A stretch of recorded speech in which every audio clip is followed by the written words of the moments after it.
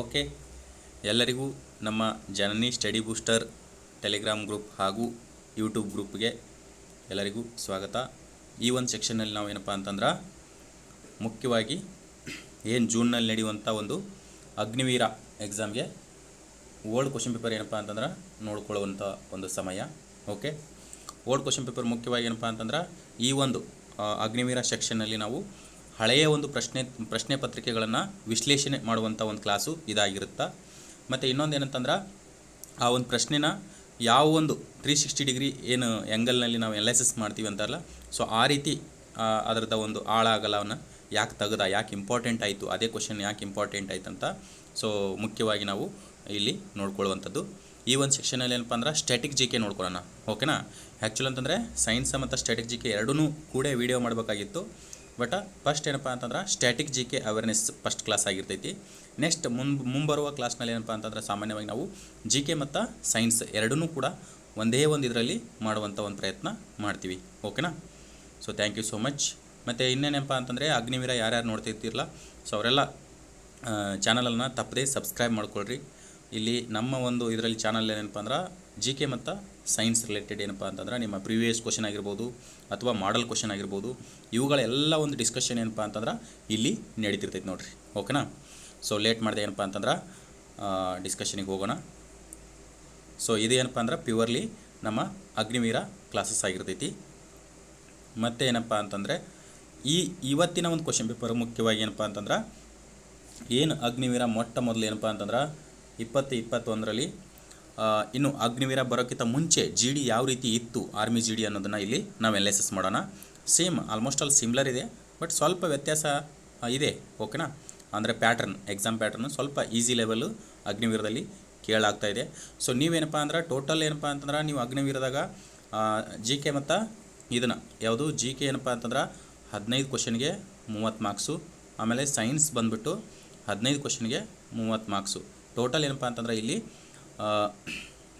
60 marks ಎಕ್ಸಾಮ್ನ ನೀವು ಇಲ್ಲಿ ನೋಡ್ಬೋದಾಗಿರ್ತೈತೆ ನಮ್ಮ ಒಂದು ಡಿಸ್ಕಷನ್ ಸೆಕ್ಷನಲ್ಲಿ. ಓಕೆನಾ, so thank you so much. Late ಮಾಡಿದೆ ಏನಪ್ಪ ಅಂತಂದ್ರೆ ಮೊದಲನೇ ಕ್ವಶನ್ಗೆ ಹೋಗ್ಬಿಡೋಣ. ಇಲ್ಲಿ ಏನಪ್ಪ ಅಂದ್ರೆ ಮೊದಲನೇ ಕ್ವಶನ್ ಏನೈತೆ ನೋಡ್ರಿ. ದೆಹಲಿಯನ್ನು ಆಳ್ವಿಕೆ ಮಾಡಿದ ಏಕೈಕ ಮುಸ್ಲಿಂ ಮಹಿಳೆ. ಓಕೆನಾ, ದೆಹಲಿಯನ್ನು ಆಳ್ವಿಕೆ ಮಾಡಿದಂಥ ಏಕೈಕ ಮುಸ್ಲಿಂ ಮಹಿಳೆ ಯಾರು ಅಂತ. ಓಕೆ, ನಮ್ಮ ಒಂದು ಸೆಕ್ಷನಲ್ಲಿ ಏನಪ್ಪ ಅಂದ್ರೆ ನಾವು 2 ಲ್ಯಾಂಗ್ವೇಜು ಬೋತ್ ಕನ್ನಡ ಮತ್ತು ಇಂಗ್ಲೀಷ್ನಲ್ಲಿ ಕ್ವಶನ್ ಆಲ್ಮೋಸ್ಟ್ ಆಲ್ ಏನು ಕ್ಯಾರಿ ಮಾಡ್ತಿರ್ತೀವಿ. ಆಪ್ಷನ್ ಏನಂತಲ್ಲ ಕನ್ನಡದಲ್ಲಿ ಕ್ಯಾರಿ ಮಾಡುವಂಥ ಒಂದು ಸೆಕ್ಷನ್ ಆಗಿರ್ತೈತಿ. So who was the first Muslim woman ruler of Delhi ಅಂತ. ಓಕೆನಾ, ಸೊ ಇದಕ್ಕೇನಪ್ಪ ಅಂತಂದ್ರೆ ಆನ್ಸರ್ ನೀವೇ ಡಿಸೈಡ್ ಮಾಡಿರಿ. ಒಟ್ಟಾರೆ ಏನಪ್ಪ ಅಂತಂದ್ರೆ 4 MCQ ಕೊಟ್ಟಿದ್ದಾನೆ. ಫಸ್ಟ್ನೇದು ಏನಂದ್ರೆ ರಜಾ ಸುಲ್ತಾನ್ ಅಂತೈತಿ, ಎರಡನೇದ್ದು ನೂರ್ ಜಹಾನ್ ಅಂತೈತಿ, ಆಮೇಲೆ ಚಾಂದ್ ಬೀವಿ ಅಂತೈತಿ, ಆಮೇಲೆ ಬೇಗಂ ಹಜರತ್ ಮಹಲ್ ಐತಿ. ಓಕೆನಾ, ಸೊ ವಿಡಿಯೋ ನೋಡುವಾಗ ನಿಮಗೆ ಆನ್ಸರ್ ಗೊತ್ತಿತ್ತು ಅಂತಂದರೆ ಕ್ವಶನ್ ನಂಬರ್ ಹಾಕಿಬಿಟ್ಟು answer A R B R C R D ಅಂತ ಹಾಕ್ಬೋದು. ಓಕೆನಾ, ಸೊ ಇದಕ್ಕೇನಪ್ಪ ಅಂತಂದ್ರೆ ದೆಹಲಿಯನ್ನು ಆಳ್ವಿಕೆ ಮಾಡಿದಂಥ ಮೊದಲ ಒಂದು ಮುಸ್ಲಿಂ ಮಹಿಳೆ ಅಂತ ಅಲ್ಲೇನು ಕೇಳ್ಯಾರಿ, ಮುಸ್ಲಿಂ ಮಹಿಳೆ ಅಥವಾ ಏಕೈಕ ಮಹಿಳೆ ಅಂತ ಕೂಡ ಮುಸ್ಲಿಂ ಮಹಿಳೆ ಅಂತ ಮೆನ್ಷನ್ ಆಗಿರಲಿಲ್ಲ, ಏಕೈಕ ಮಹಿಳೆ ಅಂತ ಕೂಡ ನಮ್ಗೆ ಆನ್ಸರ್ ಏನಾಗಿರ್ತೈತೆ ರೀ, ಈ ರಜಾ ಸುಲ್ತಾನ್ ಅಂತ ಆಗಿರ್ತೈತೆ ನೋಡಿರಿ. ಓಕೆನಾ, ಸೊ ಇದಕ್ಕೆ ಆನ್ಸರ್ ಏನು ರೀ, ರಜಾ ಸುಲ್ತಾನ್. ಓಕೆನಾ, ಸೊ ಇಲ್ಲಿ ಏನಪ್ಪ ಅಂತಂದ್ರೆ ನಾವು ನೋಡೋದಂತಂದ್ರೆ ಈ ಏನು 4 ಮುಸ್ಲಿಂ ಮಹಿಳೆ ಅದಾರಲ್ರಿ, ಕೆಳಗಡೆ ಕೊಟ್ಟುವಂಥ 4 ಮುಸ್ಲಿಂ ಮಹಿಳೆ ಅದಾರಲ್ರಿ, ಅವ್ರು ಇಷ್ಟಕ್ಕೂ ಏನಪ್ಪ ಅಂತಂದ್ರೆ ಇಂಪಾರ್ಟೆಂಟ್ ಅದ ರೀ. ಓಕೆ, ಈಗ ರಜಾ ಸುಲ್ತಾನ್ ಆನ್ಸರ್ ಆಗಿರ್ಬೋದು, ಬಟ್ ಉಳ್ಕಾದವ್ರ ಬಗ್ಗೆ ನಾವು ನೋಡ್ಕೊಳ್ಳುವಂಥ ಒಂದು ಈ ಕ್ವಶನ್ಯಾಗ ನೋಡ್ಕೊಳ್ಳುವಂಥ ಒಂದು ಇಚ್ಛೆ ಇರಬೇಕು. ಯಾಕಂತಂದ್ರೆ ಏನು ಭಾರತದ ಒಂದು ಸ್ವಾತಂತ್ರ್ಯ ಅಥವಾ ಆಫ್ಟರ್ ಇಂಡಿಪೆಂಡೆನ್ಸ್ ಏನು ಈಸ್ಟ್ ಇಂಡಿಯಾ ಕಂಪ್ನಿ ಸ್ಥಾಪನೆ ಆಗುತ್ತಲ್ಲ, ಅದ ನಂತರದಲ್ಲಿ ಬಂದಂಥ ಒಂದು ಪ್ರಮುಖ ಮಹಿಳೆಯರು ಇವರು. ಓಕೆನಾ, ಸೊ ಇಲ್ಲೇನಪ್ಪ ಅಂತಂದ್ರೆ ಎರಡನೇ ಆಪ್ಷನ್ದಾಗ ಏನಪ್ಪ ಅಂದ್ರೆ ನೂರ್ ಜಹಾನ್ ಐತಿ, ಇವ್ರದ್ದು ಕೂಡ ನಾವು ನೋಡೋಣ. ಆಮೇಲೆ ನೆಕ್ಸ್ಟ್ ಚಾಂದ್ ಬೇಬಿ ಇವರ ಒಂದು ಮಾಹಿತಿ ಕೂಡ ನಾವು ನೋಡೋಣ. ನೆಕ್ಸ್ಟ್ ಏನಪ್ಪ ಅಂದ್ರೆ ಬೇಗಂ ಹಜರತ್ ಮಹಲ್ ಐತಲ್ಲ, ಇವ್ರದ್ದು ಕೂಡ ಏನಪ್ಪ ಅಂತಂದ್ರೆ ಮಾಹಿತಿ ನಾವು ನೋಡೋಣ. ಓಕೆ, ಸೊ ಲೇಟ್ ಮಾಡಿದೆ ಏನಪ್ಪ ಅಂತಂದ್ರೆ ಒಂದು ಸ್ವಲ್ಪ ವಿವರಣೆ ಐತಿ, ಇನ್ನೊಂದು ಸ್ವಲ್ಪ ನೋಡ್ಕೊಂಬಿಡೋಣ. ಇಲ್ಲಿ ನೋಡಿರಿ, ರಜಾ ಸುಲ್ತಾನ್ ಐತಲ್ಲ ಮುಖ್ಯವಾಗಿ ದೆಹಲಿಯನ್ನು ಆಳ್ವಿಕೆ ಮಾಡಿದ ಏಕೈಕ ಮಹಿಳೆ ಅಂತ ನಾವು ನೋಡಿದ್ದೀವಿ. ಓಕೆನಾ, ಸೊ ಇದು ಬಂದುಬಿಟ್ಟು ರಜಾ ಸುಲ್ತಾನ್ ಏನಪ್ಪ ಅಂತಂದ್ರೆ ಯಾವ ಮನೆತನಕ್ಕೆ ಸೇರಿದಾಳು ಅಂತ ಇಂಪಾರ್ಟೆಂಟು. ಓಕೆನಾ, ಮತ್ತು ಯಾರ ಮಗಳು, ಮತ್ತು ಕಾಲಾವಧಿ ಎಲ್ಲಿ ಅಂತ ಎಲ್ಲಿ ಮಠ ಅಂತ ಈ 3 ಪಾಯಿಂಟ್ ಏನಪ್ಪ ಅಂತಂದ್ರೆ ಮುಖ್ಯವಾಗಿ ಇಂಪಾರ್ಟೆಂಟ್ ಆಗುತ್ತೆ. ಇವಳೇನಪ್ಪ ಅಂದ್ರೆ ದೆಹಲಿಯನ್ನು ಆಳ್ವಿಕೆ ಮಾಡಿದಂಥ ಏನು ಸುಲ್ತಾನ್ ಮನೆತನಗಳಂತ ಬರ್ತಾವಲ್ಲ, ಸುಮಾರು 5 ಮನೆತನಗಳು ಬರ್ತಾವೆ. ಅದರಲ್ಲಿ ಮುಖ್ಯವಾಗಿ ಏನಪ್ಪ ಅಂದ್ರೆ ದೆಹಲಿ ಮೊಟ್ಟ ಮೊದಲ ಮನೆತನ ಅಂತ ಏನು ಕರಿತೀವಲ್ಲ, ಗುಲಾಮಿ ಅಥವಾ ಸ್ಲೇವ್ ಡೈನೆಸ್ಟಿ ಅಂತ ಕರಿತೀವಲ್ಲ, ಸೊ ಆ ಒಂದು ಮನೆತನಕ್ಕೆ ಸೇರಿದಂಥ ಮಹಿಳೆ ಇವರು ಆಗಿದ್ದಾರೆ. ಮತ್ತೇನಪ್ಪ ಅಂತಂದ್ರೆ ಇಲ್ತಮಿಷ್ನ ಮಗಳಾಗಿದ್ದರು. ಓಕೆನಾ, ಇಲ್ತಮಿಷ್ ದೆಹಲಿಯ ಸ್ಥಾಪಕ ಅಂತ ನಾನು, ದೆಹಲಿ ಸುಲ್ತಾನರ ಸ್ಥಾಪಕ ಅಂತ ನಾವು ಕುತುಬುದ್ದೀನ್ ಐಬಕ್ನ ಕರಿತೀವಿ. ಓಕೆನಾ, ಕುತುಬುದ್ದೀನ್ ಐಬಕ್. ಸೊ ನಂತರ ಏನಪ್ಪ ಅಂದ್ರೆ ನಿಜವಾದ ಸ್ಥಾಪಕ ಅಂತ ನಾವು ಯಾರನ್ನ ಕರಿತೀವಪ್ಪ ಅಂತಂದ್ರೆ ಇಲ್ತಮಿಷನ್ನ ಕರಿತೀವಿ. ಓಕೆನಾ, ಸೊ ಇವ್ರೇನಪ್ಪ ಅಂದ್ರೆ ನೆಕ್ಸ್ಟ್ ಇವರ ಒಂದು ಕಾಲಾವಧಿ ತೊಗೊಂಡಾಗ ನಾವು ಮುಖ್ಯವಾಗಿ ಏನಪ್ಪ ಅಂತಂದ್ರೆ ಈ ಕಾಲಾವಧಿ ಇಂಪಾರ್ಟೆಂಟ್ ರೀ. ರಜಾ ಸುಲ್ತಾನ್ ಅವರ ಒಂದು ಕಾಲಾವಧಿ ಏನಪ್ಪ ಅಂತಂದ್ರೆ 1236ರಿಂದ 1240ರವರೆಗೆ ಇವರ ಒಂದು ಕಾಲಾವಧಿ ಇರ್ತೈತೆ ನೋಡ್ರಿ. ಓಕೆನಾ, ಇನ್ನು ನೆಕ್ಸ್ಟ್ ಇನ್ನಿತರ ಮಹಿಳೆ ಕೂಡ ಇಂಪಾರ್ಟೆಂಟ್ ಆಕ್ಕರಂತ ಇದೆಯಾ. ಸೆಕೆಂಡ್ ಆಪ್ಷನ್ದಾಗ ಏನಪ್ಪ ಅಂತಂದ್ರೆ ನೂರ್ ಜಹಾನ್ ಅಂತ ಇತ್ತು. ಓಕೆನಾ, ನೂರ್ ಜಹಾನ್ ಇಲ್ಲಿದೆ ಅಲ್ರಿ, ನೂರ್ ಜಹಾನ್ ಇವ್ರು ಯಾಕೆ ಇಂಪಾರ್ಟೆಂಟ್ ಆಕ್ಕಾರ್ರಿ, ಇವ್ರ ಬಗ್ಗೆ ಏನು ಸ್ಟಡಿ ಮಾಡೋ ಅವಶ್ಯಕತೆ ಏನೈತ್ರಿ ಅಂತಂದ್ರೆ, ಏನು ಈಸ್ಟ್ ಇಂಡಿಯಾ ಕಂಪ್ನಿ ಸ್ಥಾಪನೆ ಆಗಿ 1600ರಲ್ಲಿ ಸ್ಥಾಪನೆ ಆಗಿಬಿಟ್ಟು ಆಮೇಲೆ ಭಾರತದಲ್ಲಿ ವ್ಯಾಪಾರಕ್ಕಾಗಿ ಅನುಮತಿ ಏನಪ್ಪ ಅಂತಂದ್ರೆ ಕೇಳ್ತಿರ್ತಾರೆ. 1600ರಲ್ಲೇ ಡಿಸೆಂಬರ್ನಲ್ಲಿ ಏನಪ್ಪ ಅಂದ್ರೆ ಈಸ್ಟ್ ಇಂಡಿಯಾ ಕಂಪ್ನಿ ಸ್ಥಾಪನೆ ಆಗಿರ್ತೈತಿ. ಬಟ್ ಅವರಿಗೆ ವ್ಯಾಪಾರಕ್ಕೆ ಅನುಮತಿ ನೀಡಬೇಕಾಗಿದ್ದು ಇನ್ನೂ ಸಿಕ್ಕಿರಲ್ರಿ. ಓಕೆನಾ, ಆವಾಗ ಏನಪ್ಪ ಅಂತಂದ್ರೆ 1615ರಲ್ಲಿ ಓಕೆನಾ ಮೊದಲೊಬ್ಬರು ಬಂದಿರ್ತಾರೆ 1613ನಲ್ಲಿ, ಬಟ್ ಅವಾಗೆಲ್ಲ ಪರ್ಮಿಷನ್ ಸಿಕ್ಕಿರಲ್ಲ. ಸೊ 1615ರಲ್ಲಿ ಏನಪ್ಪ ಅಂತಂದ್ರೆ ಜಹಾಂಗೀರ್ನ ಆಸ್ಥಾನಕ್ಕೆ, ಓಕೆನಾ, ಜಹಾಂಗೀರ್ನ ಆಸ್ಥಾನಕ್ಕೆ ಯಾರು ಬರ್ತಾರೆ ರೀ, ಸರ್ ಥಾಮಸ್ ರೋ ಅನ್ನೋರು ವ್ಯಾಪಾರಕ್ಕೆ ಅನುಮತಿ ಕೇಳ್ಕೊಂಡು ಬರ್ತಾರೆ. ಓಕೆನಾ, ಆವಾಗೂ ಕೂಡ ಜಹಾಂಗೀರ್ ಏನು ಮಾಡ್ತಾನೆ, ನಾವು ಕೊಡಲ್ಲ ಅಂತ ಅಂದಿರ್ತಾನೆ. ಬಟ್ ಆವಾಗ ಏನು ಜಹಾಂಗೀರ್ನ ಮಡದಿಯಾದಂಥ ನೂರ್ ಜಹಾನ್ ಐತಲ್ಲ, ಇವಳೇನಪ್ಪ ಅಂತಂದ್ರೆ ಇವಳ ಒಂದು ಮಧ್ಯಸ್ಥಿಕೆಯಲ್ಲಿ ನೂರ್ ಜಹಾನ್ ಎದಕ್ಕೆ ಇಂಪಾರ್ಟೆಂಟ್ ಆಕ್ಕರಂದ್ರೆ 1615ರಲ್ಲಿ ಭಾರತದಲ್ಲಿ ಬ್ರಿಟಿಷರ ವ್ಯಾಪಾರಕ್ಕೆ ಅನುಮತಿ ನೀಡಲು ಜಹಾಂಗೀರ್ ಹಾಗೂ ಸರ್ ಥಾಮಸ್ ರೋ ಮಧ್ಯೆ ಏನಪ್ಪ ಅಂದ್ರೆ ಮಧ್ಯಸ್ಥಿಕೆ ವಹಿಸ್ತಾರೆ. ಅಂದರೆ ವ್ಯಾಪಾರಕ್ಕೆ ಅನುಮತಿ ಮಾಡಿಕೊಡ್ರಿ ಅಂತ ಇವರೇನಪ್ಪ ಅಂದ್ರೆ ಮುಖ್ಯವಾಗಿ ಮಧ್ಯಸ್ಥಿಕೆ ವಹಿಸಿದಂಥ ಮಹಿಳೆಯಾಗಿದ್ದಾಳ. ಸೊ ಹಂಗಾಗಿ ಏನಪ್ಪ ಅಂದ್ರೆ ನಮಗೆ ನೂರ್ ಜಹಾನ್ ಏನಪ್ಪ ಅಂತಂದ್ರೆ ಇಂಪಾರ್ಟೆಂಟ್ ಆಕ್ಕಾರಿ. ಓಕೆನಾ, ಯಾರು ಅನುಮತಿ ಪಡ್ತಾರಂದ್ರೆ ಸರ್ ಥಾಮಸ್ ರೋ, ಆಮೇಲೆ ಯಾರು ನೀಡಿದವರು ಜಹಾಂಗೀರ್, ಮಧ್ಯಸ್ಥಿಕೆ ಯಾರು ವಹಿಸಿದವರು ನೂರ್ ಜಹಾನ್. ಓಕೆನಾ, ನೂರ್ ಜಹಾನ್ ಯಾರಪ್ಪ ಅಂತಂದ್ರೆ ಜಹಾಂಗೀರನ ಮಡದಿಯಾಗಿದ್ದಾಳ. ಓಕೆನಾ, ಸೊ ನೆಕ್ಸ್ಟ್ ಏನಂತಂದ್ರೆ ಚಾಂದ್ ಬೇಬಿ, ವೆರಿ ಇಂಪಾರ್ಟೆಂಟ್. ಯಾಕಂತಂದ್ರೆ ಇವ್ರದ್ದು ಕೂಡ ಇತಿಹಾಸ ಏನಪ್ಪ ಅಂತಂದ್ರೆ ಅದ್ಭುತವಾದಂಥ ಇತಿಹಾಸವನ್ನು ಇವರು ಸೃಷ್ಟಿ ಮಾಡಿದ್ದಾರೆ. ಯಾಕಪ್ಪ ಅಂತಂದ್ರೆ ಏನು ಉತ್ತರ ಭಾರತವನ್ನು ಎಲ್ಲನೂ ಗುಜರಾತ್ ದಾಳಿ, ರಾಜಸ್ಥಾನ್ ದಾಳಿ, ಆಮೇಲೆ ಉತ್ತರ ಭಾರತದ ಪ್ರಮುಖ ಒಂದು ಮನೆತನಗೆ ಎದ್ದಂಥ ಯಾರು ಅಕ್ಬರ್ ಏನು ಮಾಡ್ತಾನೆ, ದಕ್ಷಿಣ ಭಾರತದ ಮೇಲೆ ದಂಡೆತ್ತಿ ಬರ್ತಾನೆ ರೀ. ಓಕೆನಾ, ಆ ದಕ್ಷಿಣ ಭಾರತದ ಮೇಲೆ ದಂಡೆತ್ತಿ ಬಂದಾಗ ಈ ಚಾಂದ್ ಬೇಬಿ ಅನ್ನೋರು ಅಹಮದಾಬಾದ್ ಏನು ಅಹಮದ್ ನಗರ, ಎಲ್ಲಪ್ಪ ಅಂದ್ರೆ ಮಹಾರಾಷ್ಟ್ರದಲ್ಲಿ ಬರುತ್ತೆ ಅಹಮದ್ ನಗರ ಅಂತ. ಓಕೆನಾ, ಇದನ್ನು ಆಳ್ವಿಕೆ ಮಾಡ್ತಿರ್ತಾರೆ. ಆವಾಗ ಏನಪ್ಪ ಅಂತಂದ್ರೆ ಈ ಅಕ್ಬರನ್ನು ಎದುರಿಸಿದಂಥ ದಕ್ಷಿಣ ಭಾರತದ ಮಹಿಳೆ. ಓಕೆನಾ, ಸೊ ಹಾಗಾಗಿ ಏನಪ್ಪ ಅಂತಂದ್ರೆ ಇವರು ಕೂಡ ಫೇಮಸ್ಸು. ಇವರು ಯಾವ ಮನೆತನಕ್ಕೆ ಸೇರಿದಾರಪ್ಪ ಅಂತಂದ್ರೆ ಅಹಮದ್ ನಗರ. ಓಕೆನಾ, ಸೊ ಇದೇನಪ್ಪ ಅಂತಂದ್ರೆ ಇದರ ಒಂದು ಮಾಹಿತಿ ಆಗಿರ್ತೈತೆ ರೀ. ಇನ್ನು ನೆಕ್ಸ್ಟ್ ಇನ್ನೊಬ್ರು ಬರ್ತಾರೆ ರೀ 4ನೇ ಆಪ್ಷನ್ದಾಗ ಏನಪ್ಪ ಅಂದ್ರೆ ಬೇಗಂ ಮಜಾರತ್ ಮಹಲ್ ಅಂತ ಐತಿ. ಇವ್ರು ಏನಪ್ಪ ಅಂದ್ರೆ ಇವರು ಕೂಡ ಇಂಪಾರ್ಟೆಂಟ್ ರೀ. ಯಾಕೆ ಇಂಪಾರ್ಟೆಂಟಪ್ಪ ಅಂತಂದ್ರೆ ಈ ಬೇಗಂ ಮಜಾರತ್ ಮಹಲ್ ಐತಲ್ಲ 1857ರ ಮೊದಲ ಒಂದು ಸ್ವಾತಂತ್ರ್ಯ ಸಂಗ್ರಾಮ ಅಥವಾ ಸಿಪಾಯಿ ದಂಗೆ ಅಂತ ಕರಿತೀವಲ್ಲ, ಆ ಒಂದು ದಂಗೆಯಲ್ಲಿ ವಿವಿಧ ಪ್ರಾಂತ್ಯಗಳಿಂದ ಏನಪ್ಪ ಅಂತಂದ್ರೆ ಕೆಲವೊಂದಿಷ್ಟು ಜನರು ಏನಪ್ಪ ಅಂದ್ರೆ ಭಾಗವಹಿಸಿರ್ತಾರೆ.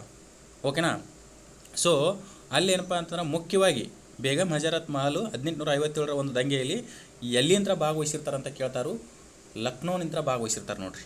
ಸೊ ಹಂಗಾಗಿ ಏನಪ್ಪ ಅಂದ್ರೆ ಈ ಮಹಿಳೆದು ಇನ್ಫಾರ್ಮೇಷನ್ ಇಂಪಾರ್ಟೆಂಟ್ ಆಗುತ್ತೆ. ಅರ್ಥ ಐತ್ರಿ.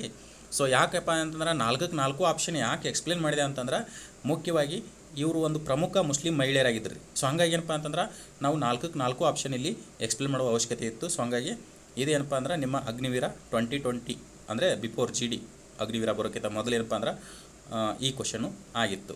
ಓಕೆನಾ, ಸೊ ಲೇಟ್ ಮಾಡಿದೆ ಏನಪ್ಪ ಅಂದ್ರೆ 2ನೇ ಕ್ವಶನ್ಗೆ ಹೋಗ್ಬಿಡೋಣ. 2ನೇ ಕ್ವಶನ್ ಏನಪ್ಪ ಅಂತಂದ್ರೆ ಇಲ್ಲಿ ಏನು ಕೇಳ್ಯಾನ, ರಾಜ್ಯಸಭಾ ಸದಸ್ಯರ ಕಾಲಾವಧಿ ಎಷ್ಟು? The term of Rajya Sabha member is dash. ಓಕೆನಾ, ಸೊ ಇಲ್ಲಿ ಏನಪ್ಪಂತಂದ್ರೆ ಆಪ್ಷನ್ದಾಗ ಹೋಗೋಣ. ಅವ್ರೇನು ರಾಜ್ಯಸಭೆ ಮೆಂಬರ್ಸ್ ಇರ್ತಾರಲ್ಲ, ನಾವು ಕೇಂದ್ರದಲ್ಲಿ ಹಿರಿಯರ ಸದನ ಅಥವಾ ಬುದ್ಧಿವಂತರ ಸದನ, ಆಮೇಲೆ ಮೇಲ್ಮನೆ ಅಂತ ಕರಿತೀವಲ್ಲ, ಸೊ ಅವರ ಒಂದು ಏನು ಟರ್ಮು ಅಧಿಕಾರಾವಧಿ ಎಷ್ಟು ವರ್ಷ ಇರುತ್ತಂತ. ಸೊ ಆಪ್ಷನ್ದಾಗ ನೋಡಿರಿ 6 ವರ್ಷ ಐತಿ, ಆಮೇಲೆ 5 ವರ್ಷ ಐತಿ, 2 ವರ್ಷ ಐತಿ, ಆಮೇಲೆ ಮೇಲಿನ ಯಾವುದೂ ಅಲ್ಲ ಅಂತ ಐತಿ.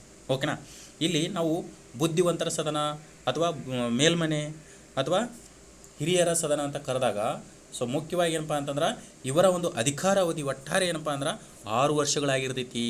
ಓಕೆನಾ. ನೋಡಿರಿ, ರಾಷ್ಟ್ರಪತಿಗೂ 5 ವರ್ಷ, ಆಮೇಲೆ ಉಪರಾಷ್ಟ್ರಪತಿ 5 ವರ್ಷ, ಪ್ರಧಾನಮಂತ್ರಿ 5 ವರ್ಷ, ಆಮೇಲೆ ಇನ್ನಿತರ ಒಂದು ನಮ್ಮ ಮುಖ್ಯಮಂತ್ರಿ, ರಾಜ್ಯದ ಮುಖ್ಯಮಂತ್ರಿಗಳ ಇದು ಏನಪ್ಪ ಅಂದ್ರೆ ಕಾಲಾವಧಿ 5 ವರ್ಷ, ಆಮೇಲೆ ರಾಜ್ಯದ ವಿಧಾನಸಭೆಯ ಒಂದು ಸದಸ್ಯರ ಒಂದು ಕಾಲಾವಧಿ 5 ವರ್ಷ. ಆದರೆ 6 ವರ್ಷ ಇರುವಂಥ ಏಕೈಕ ಏನಪ್ಪ ಅಂತಂದ್ರೆ ಒಂದು ರಾಜ್ಯಸಭೆ. ಓಕೆನಾ. ರಾಜ್ಯಸಭೆ ಎಲ್ಲಿ ಬರುತ್ತೆ ರೀ? ಕೇಂದ್ರದಲ್ಲಿ. ಇನ್ನೊಂದು ಏನಪ್ಪ ಅಂದ್ರೆ ವಿಧಾನ ಪರಿಷತ್ತು ಎಲ್ಲಿ ಬರುತ್ತೆ ರೀ? ರಾಜ್ಯದಲ್ಲಿ. ಓಕೆನಾ. ರಾಜ್ಯದ ಒಂದು ಹಿರಿಯರ ಸದನ ಅಂತ ಕರೀತಾರೆ ವಿಧಾನ ಪರಿಷತ್ತನ್ನು. ಸೊ ಇವು ಎರಡೂ ಏನಪ್ಪ ಅಂತಂದ್ರೆ ಮುಖ್ಯವಾಗಿ 6 ವರ್ಷ ಒಳಗೊಂಡಿರ್ತೈತಿ. ಓಕೆನಾ. ಸೊ ಅರ್ಥ ಆಯ್ತು ಅನ್ಕೋತೀನಿ. ಈ 5 ವರ್ಷ ಎದ್ರದ್ರಿ? ಇವು ಎಲ್ಲ ಏನಪ್ಪ ಅಂತಂದ್ರೆ ರಾಷ್ಟ್ರಪತಿ, ಪ್ರಧಾನಮಂತ್ರಿ, ಮುಖ್ಯಮಂತ್ರಿ, ಆಮೇಲೆ ಲೋಕಸಭಾ ಸದಸ್ಯರು, ಆಮೇಲೆ ರಾಜ್ಯಸಭಾ ವಿಧಾನಸಭಾ ಸದಸ್ಯರು ಅಂತ ಬರ್ತೈತಿ. ಬಟ್ 6 ವರ್ಷ ಅಂದಿದ್ದು ಎರಡಕ್ಕೆ ಏನಪ್ಪ ಅಂದ್ರೆ ಒಂದು ರಾಜ್ಯಸಭಾ, ಇನ್ನೊಂದು ವಿಧಾನ ಪರಿಷತ್ತು. ಓಕೆನಾ. ಅರ್ಥ ಆಯ್ತು ಅನ್ಕೋತೀನಿ. ಸೊ ಎಕ್ಸ್ಪ್ಲೇನ್ದಾಗ ಏನಪ್ಪ ಅಂತಂದ್ರೆ ಸ್ವಲ್ಪ ಏನಪ್ಪ ಅಂತಂದ್ರೆ ಇವ್ರದ್ದು ಈ ರಾಜ್ಯಸಭಾ ಟರ್ಮ್ ಕೇಳಲ್ಲ. ಸೊ ಸ್ವಲ್ಪ ಏನಪ್ಪ ಅಂದರೆ ಇವರು ಇನ್ಫಾರ್ಮೇಷನ್ ಏನಾಗಿರ್ತೈತೆ ಅಂತಂದ್ರೆ ಕೇಂದ್ರ ಸರ್ಕಾರದ ಸಂಸತ್ತಿನ ರಚನೆಯಾದ ಹಿರಿಯರ ಸದನ ಅಥವಾ ಮೇಲ್ಮನೆ ಅಥವಾ ರಾಜ್ಯಸಭೆಯ ಒಟ್ಟಾರೆ ಅವಧಿ ಏನಪ್ಪ ಅಂತಂದ್ರೆ ನಾವು ಆನ್ಸರ್ ಡಿಸೈಡ್ ಮಾಡುವಾಗ ನೋಡಿದ್ವಿ 6 ವರ್ಷಗಳು ಆಗಿರ್ತೈತೆ ಅಂತ. ಸೊ ಅದೇ ಏನಪ್ಪ ಅಂದರೆ ಎಕ್ಸ್ಪ್ಲೇನ್ದಾಗಿರುತ್ತಾ. ಓಕೆನಾ. ಕೆಲವೊಂದಿಷ್ಟು ಕ್ವಶನ್ಸ್ಗಳು ಅಲ್ಲೇ ಎಕ್ಸ್ಪ್ಲೇನ್ ಕೊಡ್ತೀನಿ. ಓಕೆ. ಒಂದು ಸ್ವಲ್ಪ ಏನಪ್ಪ ಅಂದ್ರೆ ನೀಟಾಗಿ ಕೇಳೋದು ಕಲೀರಿ ಅಷ್ಟೇ. ಓಕೆನಾ. ಏನು ಬರ್ಕೋಬೋದು ಅದು ಇದನ್ನು ಬೇಕಾಗಿಲ್ಲ. ಯಾವಾಗಾದ್ರೂ ನೆಕ್ಸ್ಟ್ ಏನಪ್ಪ ಅಂದರೆ ರಿವಿಷನ್ ಇನ್ನೊಂದು ಸಾರಿ ಸ್ಪೀಡ್ ಇಟ್ಟು ನೋಡಿಬಿಟ್ರೆ ನಿಮಗೆ ರಿವಿಷನ್ ಆಗಿಬಿಡ್ತೈತಿ. ಓಕೆ.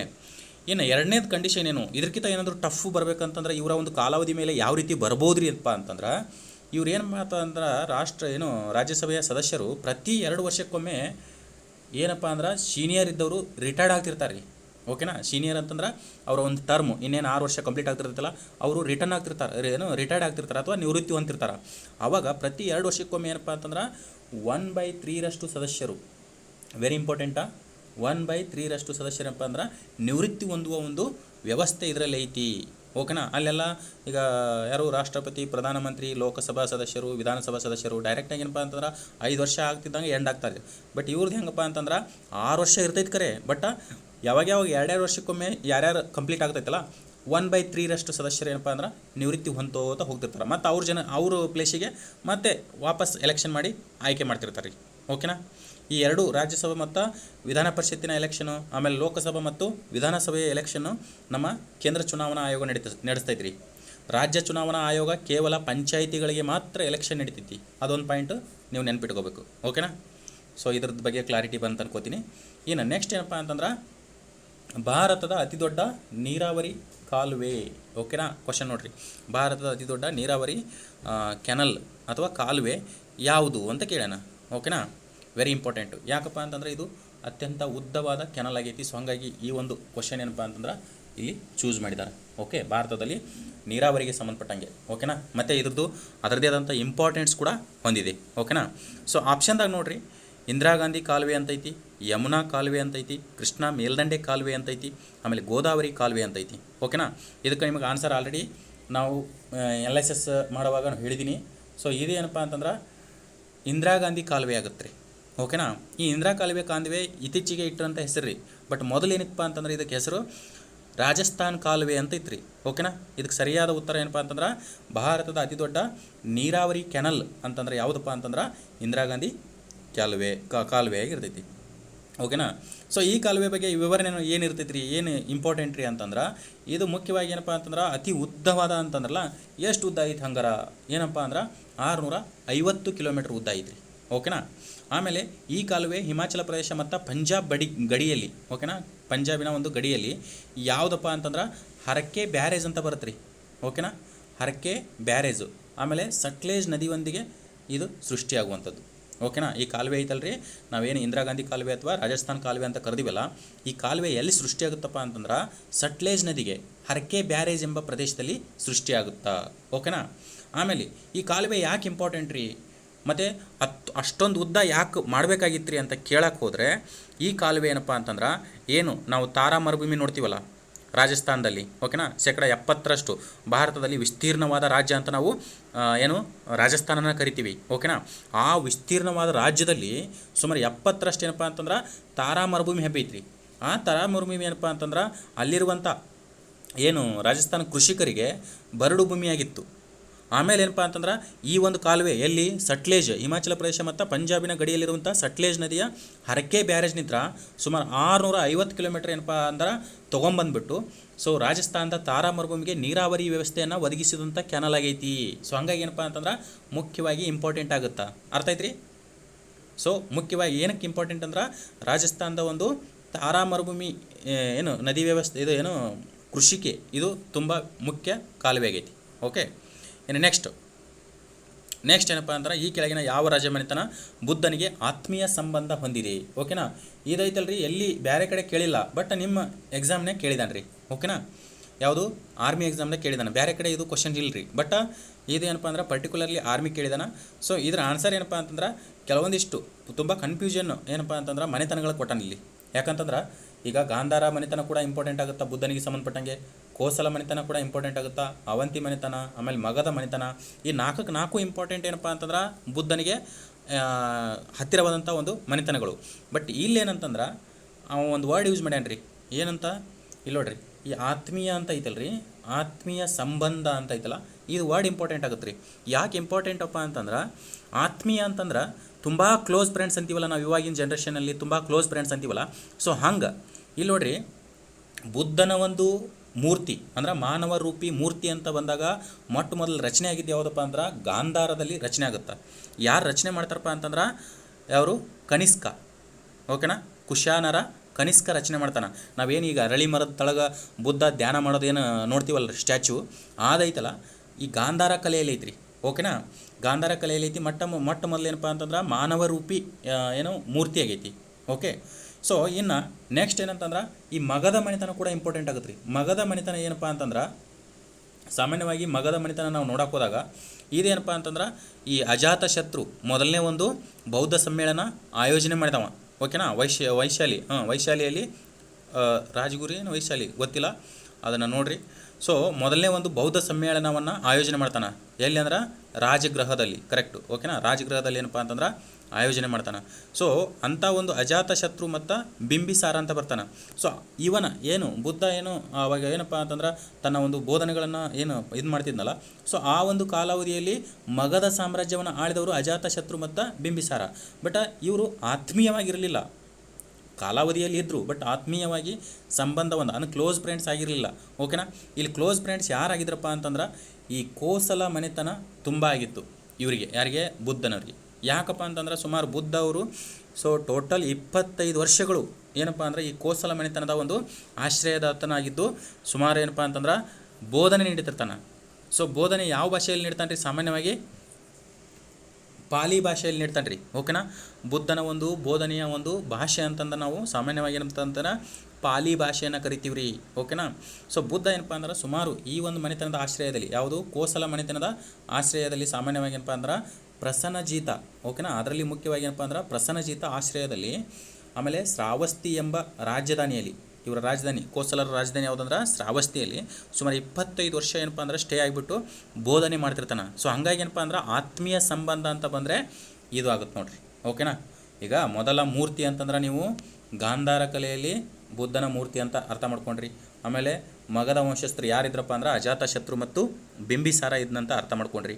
ಬಟ್ ಏನಂತಂದ್ರೆ ಆನ್ಸರು ಕೋಸಲ ಮನೆತನದಲ್ಲಿ ಸುಮಾರು 25 ವರ್ಷಗಳ ಕಾಲ ಸ್ಟೇ ಆಗಿಬಿಟ್ಟು ಅಲ್ಲಿ ತನ್ನದೇ ಆದಂಥ ಬೋಧನೆಗಳನ್ನು ಬುದ್ಧ ನೀಡ್ತಾನು.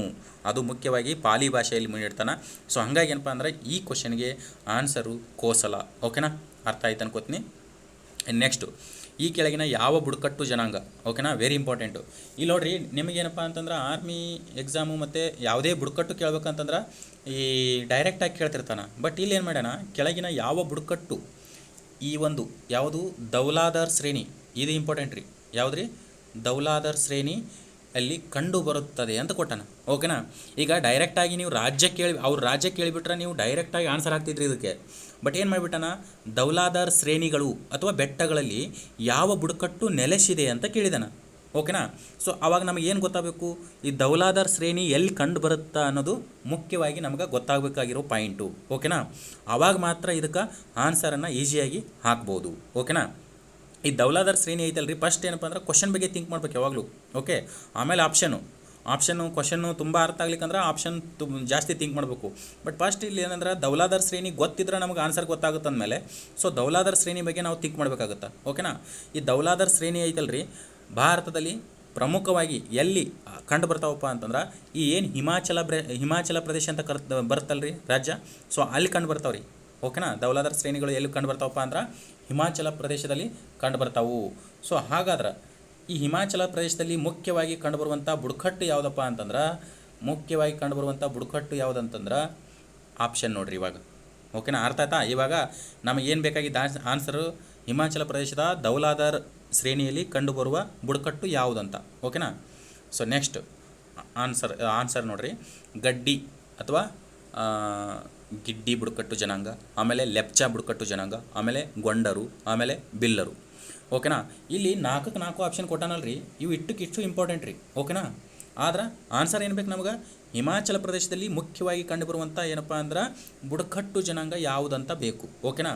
ಇಲ್ಲಿ ಐತಲ್ರಿ ಹಿಮಾಚಲ ಪ್ರದೇಶದ ದೌಲಿದಾರ್ ಶ್ರೇಣಿಯಲ್ಲಿ ಮುಖ್ಯವಾಗಿ ಏನಪ್ಪ ಅಂತಂದ್ರೆ ಈ ಬುಡಕಟ್ಟು ಕಂಡು ಬರುತ್ತೆ ರೀ. ಯಾವುದು?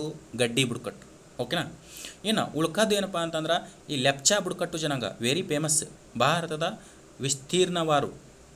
ಓಕೆನಾ. ವಿಸ್ತೀರ್ಣ ಅಲ್ಲ, ಜನಸಂಖ್ಯಾವಾರು ಏನಪ್ಪ ಅಂತಂದ್ರೆ ಅತಿ ಕಡಿಮೆ ಜನಸಂಖ್ಯೆ ಹೊಂದಿದ ರಾಜ್ಯ ಯಾವುದಂತಂದ್ರೆ ಸಿಕ್ಕಿಂ ಅಂತ ಕರಿತೀವಿ. ಆ ಒಂದು ರಾಜ್ಯದಲ್ಲಿ ಏನಪ್ಪ ಅಂದ್ರೆ ಈ ಲೆಪ್ಚಾ ಬುಡಕಟ್ಟು ಜನಾಂಗ ಕಂಡು ಬರುತ್ತಾ. ಓಕೆನಾ. ಅರ್ಥ ಆಯ್ತು ರೀ, ನೆನ್ಪಿಡ್ತೀರಾ?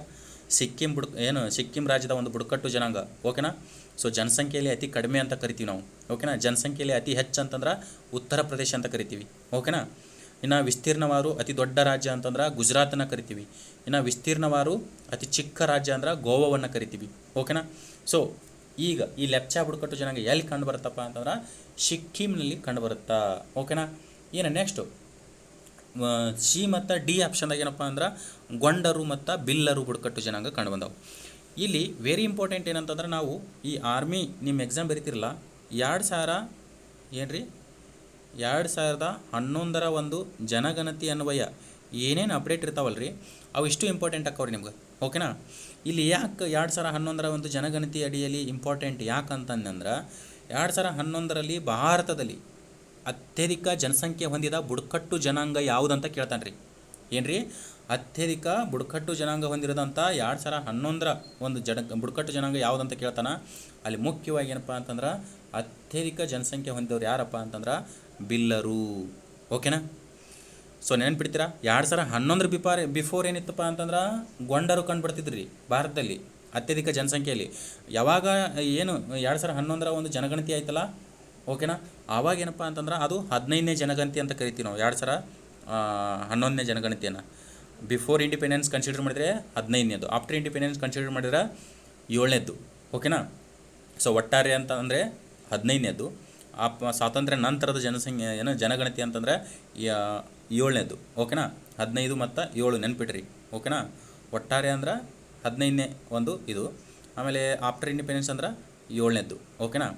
ಈಗ ಪ್ರಸ್ತುತ ಏನಪ್ಪ ನಡೆಯಕತ್ತೈತಲ್ಲ, ಈಗ ಏನು ಪ್ರಸ್ತುತ ಮೊದಲ ಒಂದು ಡಿಜಿಟಲ್ ಜನಗಣತಿ ಅಂತ ಕರಿತೀವಿ. ಇದು ಏನಪ್ಪ ಅಂದ್ರೆ 16ನೇದು, ಆಫ್ಟರ್ ಇಂಡಿಪೆಂಡೆನ್ಸ್ ಅಂದ್ರೆ 8ನೇದು. ಅರ್ಥ ಆಯ್ತು. ಸೊ ಇವಾಗ ಮತ್ತೆ ವೇರಿಯೇಷನ್ ಆಗ್ತಿರ್ತಾವೆ. ಬಟ್ ಅವಾಗಿಂದ 2011 ಜನಗಣತಿ ಪ್ರಕಾರ ಏನಪ್ಪ ಅಂದ್ರೆ ಭಾರತದಲ್ಲಿ ಅತ್ಯಧಿಕ ಜನಸಂಖ್ಯೆ ಹೊಂದಿದ ಬುಡಕಟ್ಟು ಜನಾಂಗ ಏನಪ್ಪ ಅಂದ್ರೆ ಬಿಲ್ಲರು. ಓಕೆನಾ. ಹಾಗಾದ್ರೆ ಬಿಲ್ಲರು ಯಾವ ರಾಜ್ಯದಲ್ಲಿ ಕಂಡು ಬರ್ತಾರೆ ರೀ? ಓಕೆನಾ. ನಿಮಗೇನಾದರೂ ಆನ್ಸರ್ ಗೊತ್ತಿದ್ರೆ ಕಮೆಂಟ್ ಮಾಡ್ತೀರಿ. ಓಕೆನಾ. ನಾನು ಹೇಳ್ತೀನಿ ಆನ್ಸರು, ಬಟ್ ನಿಮಗೇನಾದರೂ ಆನ್ಸರ್ ಗೊತ್ತಿದ್ರೆ ಕಮೆಂಟ್ ಮಾಡ್ತೀರಿ. ಬಿಲ್ಲರ್ ಏನಪ್ಪ ಅಂತಂದ್ರೆ ಭಾರತದಲ್ಲಿ ಮುಖ್ಯವಾಗಿ ಸುಮಾರು ರಾಜ್ಯಗಳಲ್ಲಿ ಕಂಡುಬರ್ತಾರೆ. ಮುಖ್ಯವಾಗಿ ಏನಪ್ಪ ಅಂದ್ರೆ ಮಧ್ಯಪ್ರದೇಶದಲ್ಲಿ ಅತ್ಯಧಿಕವಾಗಿ ಕಂಡುಬರ್ತಾರೆ. ಸೊ ಬಿಲ್ಲರ ಒಂದು ಬುಡಕಟ್ಟು ಜನಾಂಗ ಎಲ್ಲಿ ಕಂಡುಬರ್ತಪ್ಪ ಅಂದ್ರೆ ಮಧ್ಯಪ್ರದೇಶದಲ್ಲಿ ಕಂಡುಬರ್ತಾರೆ. ಇನ್ನು ಈ ಗೊಂಡ್ರು ಐತಲ್ಲ, ಗೊಂಡ್ರು ಕೂಡ ಮಧ್ಯಪ್ರದೇಶದಲ್ಲಿ ಅತ್ಯಧಿಕ ಜನಸಂಖ್ಯೆ ಹೊಂದಿದೆ ನೋಡ್ರಿ. ಓಕೆನಾ. ಈಗ ನಾವು ಸಾಮಾನ್ಯವಾಗಿ ಏನಪ್ಪ ಅಂದ್ರೆ MP. ಓಕೆನಾ. MP ಅಂತ ಕರಿತೀವಲ್ಲ, ಈ MP ನಲ್ಲಿ ಅತ್ಯಧಿಕ ಬುಡಕಟ್ಟು ಜನಾಂಗ ಹೊಂದಿದ ರಾಜ್ಯ ಇದು. ಅಂದ್ರೆ ಶೆಡ್ಯೂಲ್ ಟ್ರೈಬ್ ಅತ್ಯಧಿಕ ಕಂಡುಬರ್ತಾರೆ. ಇನ್ನು ಅದೇ ಮತ್ತು UP ತೊಗೊಂಡ್ರೆ ನಾವು ಶೆಡ್ಯೂಲ್ ಕ್ಯಾಸ್ಟ್ ಅಥವಾ SC ಬುಡಕಟ್ಟು ಜನಾಂಗ ಅತ್ಯಧಿಕ ಕಂಡುಬರ್ತಾರೆ. ಇವೆರಡು ನೆನ್ಪಿಡ್ರಿ. ಓಕೆನಾ. ಸೊ ಈಗ ನೋಡಿರಿ, ಬಿಲ್ಲರು ಗೊಂಡರು ಅತ್ಯಧಿಕ ಏನು ಜನಸಂಖ್ಯೆ ಹೊಂದಿದ ಬುಡಕಟ್ಟು ಜನಾಂಗ ಮುಖ್ಯವಾಗಿ ಎಲ್ಲಿ ಕಂಡುಬರ್ತಾವೆ ಅನ್ನಂಗಾತು MP ನಲ್ಲಿ ಕಂಡುಬರ್ತಾರೆ. ಇನ್ನು ಶೆಡ್ಯೂಲ್ ಟ್ರೈಬ್ ಅದು ಶೆಡ್ಯೂಲ್ ಕ್ಯಾಸ್ಟ್ ಅಥವಾ ಪರಿಶಿಷ್ಟ ಜಾತಿ ಬುಡಕಟ್ಟು ಜನಾಂಗ ಎಲ್ಲಿ ಕಂಡುಬರ್ತಂದ್ರೆ UP ನಲ್ಲಿ ಕಂಡುಬರ್ತಾರೆ. ಅರ್ಥ ಆಯ್ತು ರೀ. ಸೊ ನೆಕ್ಸ್ಟ್ ಈಗ 2021 ಏನಪ್ಪ ಅಂತಂದ್ರೆ ಇದು ಎಕ್ಸಾಮ್ ನಡೀತಿ ಯಾವುದು ಜಿ ಡಿ ಆರ್ಮಿದು. ಸೊ ಅದ್ರ ಸಂಬಂಧ ಏನು ಮಾಡಿಬಿಟ್ಟಣ, ಇದು ಕರೆಂಟ್ ಅಫೇರ್ಸ್ ಕ್ವಶನ್ ರೀ. ಓಕೆನಾ. ಕರ್ನಾಟಕದ ಮಣಿಪಾಲ್ನಲ್ಲಿ ಈ ಕೆಳಗಿನ ಯಾವ ಬ್ಯಾಂಕಿನ ಕೇಂದ್ರ ಕಚೇರಿ ಕಂಡು ಬರುತ್ತದೆ ಅಂತ ಕೇಳ್ಯಾನ. ಓಕೆನಾ. Head quarter of which bank are located in Manipal of Karnataka. Okay. ಯಾಕ್ರಿ ಕರೆಂಟ್ ಅಫೇರ್ಸ್ ಕೇಳಿದ, ಏನಪ್ಪ ಅಂತಂದರೆ ಕರ್ನಾಟಕದಲ್ಲಿ ಈ ಕೆನರಾ ಬ್ಯಾಂಕು ಹಾಗೂ ಸಿಂಡಿಕೇಟ್ ಬ್ಯಾಂಕ್ ಏನಪ್ಪ ಅಂದರೆ ಎರಡು ಮರ್ಜ್ ಆಗ್ತಾವ್ರಿ. ಅಂದ್ರೆ ಒಂದರ ಒಂದು ಆಡಳಿತ ಇನ್ನೊಂದರ ಆಡಳಿತ ಎರಡನ್ನೂ ಮಿಶ್ರಣ ಮಾಡ್ತಾರೆ. ಓಕೆನಾ. ಸೊ ಆ ಒಂದು ಟೈಮ್ನಲ್ಲಿ ಸಿಂಡಿಕೇಟ್ ಬ್ಯಾಂಕ್ ಏನೈತಲ್ಲ ಕೆನರಾ ಬ್ಯಾಂಕ್ನೊಂದಿಗೆ ಅಂದರೆ ಕೆನರಾ ಬ್ಯಾಂಕ್ ಒಡೆತನಕ್ಕೆ ಮೂವ್ ಆನ್ ಆಗುತ್ತೆ. ಅಂದರೆ ಕೆನರಾ ಬ್ಯಾಂಕ್ ಅಡಿಯಲ್ಲಿ ಅದು ವರ್ಕ್ ಮಾಡೋಕ್ಕೆ ಸ್ಟಾರ್ಟ್ ಮಾಡತ್ತೆ ರೀ. ಮೊದಲ ಸಿಂಡಿಕೇಟ ಸ್ವತಂತ್ರವಾಗಿತ್ತು. ಬಟ್ ಯಾವಾಗ 2021 ಈ ಎಕ್ಸಾಮ್ ನಡೆದೈತಲ್ಲ ರೀ, ಆ ವರ್ಷದಲ್ಲಿ ಏನಪ್ಪ ಅಂತಂದ್ರೆ ಸಿಂಡಿಕೇಟ್ ಏನು ಮಾಡಿರೈತಿ, ಕೆನರಾ ಬ್ಯಾಂಕ್ನೊಂದಿಗೆ ಆಡಳಿತವನ್ನು ಸ್ಟಾರ್ಟ್ ಮಾಡೈತಿ. ಸೊ ಅದರ ನೆನಪಿಗಾಗಿ ಓಕೆನಾ ಏನು ಕೇಳ್ಯಾನ, ಸಿಂಡಿಕೇಟ್ ಬ್ಯಾಂಕಿನ ಕೇಂದ್ರ ಕಚೇರಿ ಕೇಳ್ಯಾನ ನಾವು. ಅಂದ್ರೆ ಆಲ್ರೆಡಿ ಕೇಂದ್ರ ಕಚೇರಿ ಕೊಟ್ಟಾನ, ಯಾವ ಬ್ಯಾಂಕ್ ಕಂಡು ಬರುತ್ತಾ ಅಂತ ಕೇಳ್ಯಾನ. ಇಲ್ಲೈತೆ ನೋಡಿರಿ, ಕರ್ನಾಟಕದ ಮಣಿಪಾಲ್ನಲ್ಲಿ. ಹಾಗಾದರೆ ಯಾವ ಬ್ಯಾಂಕ್ ಕಂಡು ಬರುತ್ತೆ ಅಂದಂಗಾತು, ಸಿಂಡಿಕೇಟ್ ಕಂಡು ಬರುತ್ತಾ. ಅದೇ ಕೆನರಾ ಬ್ಯಾಂಕಿನ ಕೇಂದ್ರ ಕಚೇರಿ ಅಂದಿದ್ನಂದ್ರೆ ಬೆಂಗಳೂರು ಇರ್ತೀರಿ. ಓಕೆನಾ. ಬಟ್ ಸಿಂಡಿಕೇಟ್ ಕೇಂದ್ರ ಕಚೇರಿ ಅಂತಂದ್ರೆ ಸಾಮಾನ್ಯವಾಗಿ ಇದು ಕರ್ನಾಟಕದಲ್ಲಿ ಏನಪ್ಪ ಅಂದ್ರೆ 1925ರಲ್ಲಿ ಸ್ಥಾಪನೆ ಆಗುತ್ತಾ. ಸೊ ಮುಖ್ಯವಾಗಿ ಏನಪ್ಪ ಅಂದ್ರೆ ಕೇಂದ್ರ ಕಚೇರಿ ಎಲ್ಲಿ ಕಂಡು ಬರುತ್ತೆ, ಮಣಿಪಾಲ್ನಲ್ಲಿ ಐತೆ ನೋಡ್ರಿ. ಅರ್ಥ ಐತ್ರಿ. ಇಲ್ಲಿ ನೋಡ್ರಿ, ಎಲ್ಲ ಕರ್ನಾಟಕದಲ್ಲಿರುವಂಥ ಬ್ಯಾಂಕ್ಗಳನ್ನೇ ಕೊಟ್ಟ ನಾವು. ಆದ್ರೆ ಸಿಂಡಿಕೇಟ್ ಬ್ಯಾಂಕ್ ಇದಕ್ಕೆ ಸರಿಯಾದ ಉತ್ತರ ಆಗೈತಿ. ಓಕೆ, ಅರ್ಥ ಐತ್ರಿ. ಅವಾಗ ಏನಪ್ಪ ಅಂದ್ರೆ 2021ರಾಗ ಏನು ಎಕ್ಸಾಮ್ ನಡೆದಿತ್ತಲ್ಲ, ಆವಾಗ ಸಿಂಡಿಕೇಟ್ ಬ್ಯಾಂಕ್ ಕೆನರಾ ಬ್ಯಾಂಕಿನೊಂದಿಗೆ ಅದರ ಅಡಿಯಲ್ಲಿ ಕೆಲಸ ಮಾಡೋಕ್ಕೆ ಸ್ಟಾರ್ಟ್ ಮಾಡ್ತೀರಿ. ಸೊ ಆ ಒಂದು ನೆನಪಿಗೋಸ್ಕರ ಅಥವಾ ಆ ಒಂದು ಪ್ರಚಲಿತ ವಿದ್ಯಮಾನಗಳನ್ನು ಮೆಲುಕು ಹಾಕಕ್ಕೆ ಈ ಒಂದು ಪ್ರಶ್ನೆ ಕೇಳಿದಾನ. ಓಕೆ, ನೆಕ್ಸ್ಟ್ ಕ್ವಶನ್ಗೆ ಹೋಗೋಣ. ಏನು ನೆಕ್ಸ್ಟ್ ಕ್ವಶನ್ ಅಂತಂದ್ರೆ, ಈ ಕೆಳಗಿನ ಯಾರು 1893ರಲ್ಲಿ ಚಿಕಾಗೋ ಜಾಗತಿಕ ಸರ್ವಧರ್ಮ ಸಮ್ಮೇಳನದಲ್ಲಿ ಭಾಗವಹಿಸಿದ್ದರು. ಓಕೆನಾ. ಸೊ ಇಂಗ್ಲೀಷ್ನ ನೋಡ್ಕೊರಿ. Who was admire has a tempestuous Hindu in 1893 in the world of parliament religious Chicago. ಓಕೆನಾ. ಇಲ್ಲಿ ಮುಖ್ಯವಾಗಿ ಏನಪ್ಪ ಅಂತಂದ್ರೆ ಈ ಕ್ವಶನ್ ಆಗೈತಲ್ರಿ, 1893ರಲ್ಲಿ ಜಾಗತಿಕ ಏನಪ್ಪ ಅಂತಾರೆ ಸರ್ವಧರ್ಮ. ಓಕೆನಾ. ಜಾಗತಿಕ ಸರ್ವಧರ್ಮ ಸಮ್ಮೇಳನ ನಡೀತೈತ್ರಿ. ಓಕೆನಾ. ಅದು ಎಲ್ಲಿ ನಡೀತೈತೆ ಅಂದ್ರೆ ಚಿಕಾಗೋ. ಎಲ್ಲಿ ಬರುತ್ತಪ್ಪ ಅಂದ್ರೆ ಅಮೇರಿಕದಲ್ಲಿ ಬರುತ್ತೆ. ಸೊ ಅದರಲ್ಲಿ ಯಾರು ಭಾರತೀಯರಿಂದ ಏನು ಹಿಂದೂ ಧರ್ಮ ಸನಾತನ ಧರ್ಮ ಅಂತಾರಲ್ಲ, ಅದರ ಒಂದು ಮಹತ್ವವನ್ನು ಹೇಳಕ್ಕೆ ಅಲ್ಲಿ ಯಾರು ಭಾಗವಹಿಸಿದ್ರು ಅಂತ ಕೇಳ್ತಾರೆ. ಓಕೆನಾ. ಸೊ ನಿಮ್ಗೆ ಎಲ್ಲರಿಗೆ ಆನ್ಸರ್ ಗೊತ್ತೈತೆ ಅನ್ಕೋತೀನಿ. ಸೊ ಆಪ್ಷನ್ದಾಗ ನೋಡಿರಿ, ರವೀಂದ್ರನಾಥ್ ಟ್ಯಾಗೂರ್ ಕೊಟ್ಟಾರ, ಸ್ವಾಮಿ ವಿವೇಕಾನಂದರು ಕೊಟ್ಟಾರ, ಆಮೇಲೆ ಸ್ವಾಮಿ ದಯಾನಂದ ಸರಸ್ವತಿ ಅಂತ ಕೊಟ್ಟಾರ, ಆಮೇಲೆ ಗೌತಮ್ ಬುದ್ಧರ್ ಅಂತ ಕೊಟ್ಟಾರ. ನೋಡಿರಿ, ನಾವೇನಂತೀವಿ, ಸ್ವಾಮಿ ವಿವೇಕಾನಂದರು ಇದಕ್ಕೆ ಸರಿಯಾಗಿ ಉತ್ತರ ಐತಿ. ಕೆಳಗಡೆ ಏನಪ್ಪ ಅಂದ್ರೆ ಸ್ವಾಮಿ ದಯಾನಂದ ಸರಸ್ವತಿ ಕೊಟ್ಟಾರ. ಸೊ ಅದಕ್ಕೇನಪ್ಪ ಅಂದ್ರೆ ಸಡನ್ನಾಗಿ ಓದಿ ಹಾಕಬೇಡ್ರಿ, ನೀಟಾಗಿ ಓದ್ರಿ. ಓಕೆನಾ. ನಿಮಗೆ ಟೈಮ್ ಇರುತ್ತೆ ಓದಕ್ಕೆ, ಆರಾಮಾಗಿ ಓದಾಕ್ರಿ. ಸೊ ಇದಕ್ಕೆ ಸರಿಯಾದ ಉತ್ತರ ಏನಪ್ಪ ಅಂದ್ರೆ 1893ರಲ್ಲಿ ಮುಖ್ಯವಾಗಿ ಚಿಕಾಗೋದ ಓಕೆನಾ ಸರ್ವಧರ್ಮ ಸಮ್ಮೇಳನದಲ್ಲಿ ಯಾರ ಅಧ್ಯಕ್ಷತೆ ಇದೇನು ಭಾರತದಿಂದ ಭಾಗವಹಿಸಿರ್ತಾರಪ್ಪ ಅಂತಂದ್ರೆ ನಮ್ಮ ಸ್ವಾಮಿ ವಿವೇಕಾನಂದರು ವಹಿಸಿರ್ತಾರ. ಓಕೆನಾ. ಸೊ ಇದ್ರದ್ದು ಇಂಪಾರ್ಟೆನ್ಸ್ ಏನು ರೀ, ಇದನ್ನು ಯಾಕೆ ಕೇಳಬೇಕಾಗಿತ್ತು ರೀ. ಓಕೆನಾ.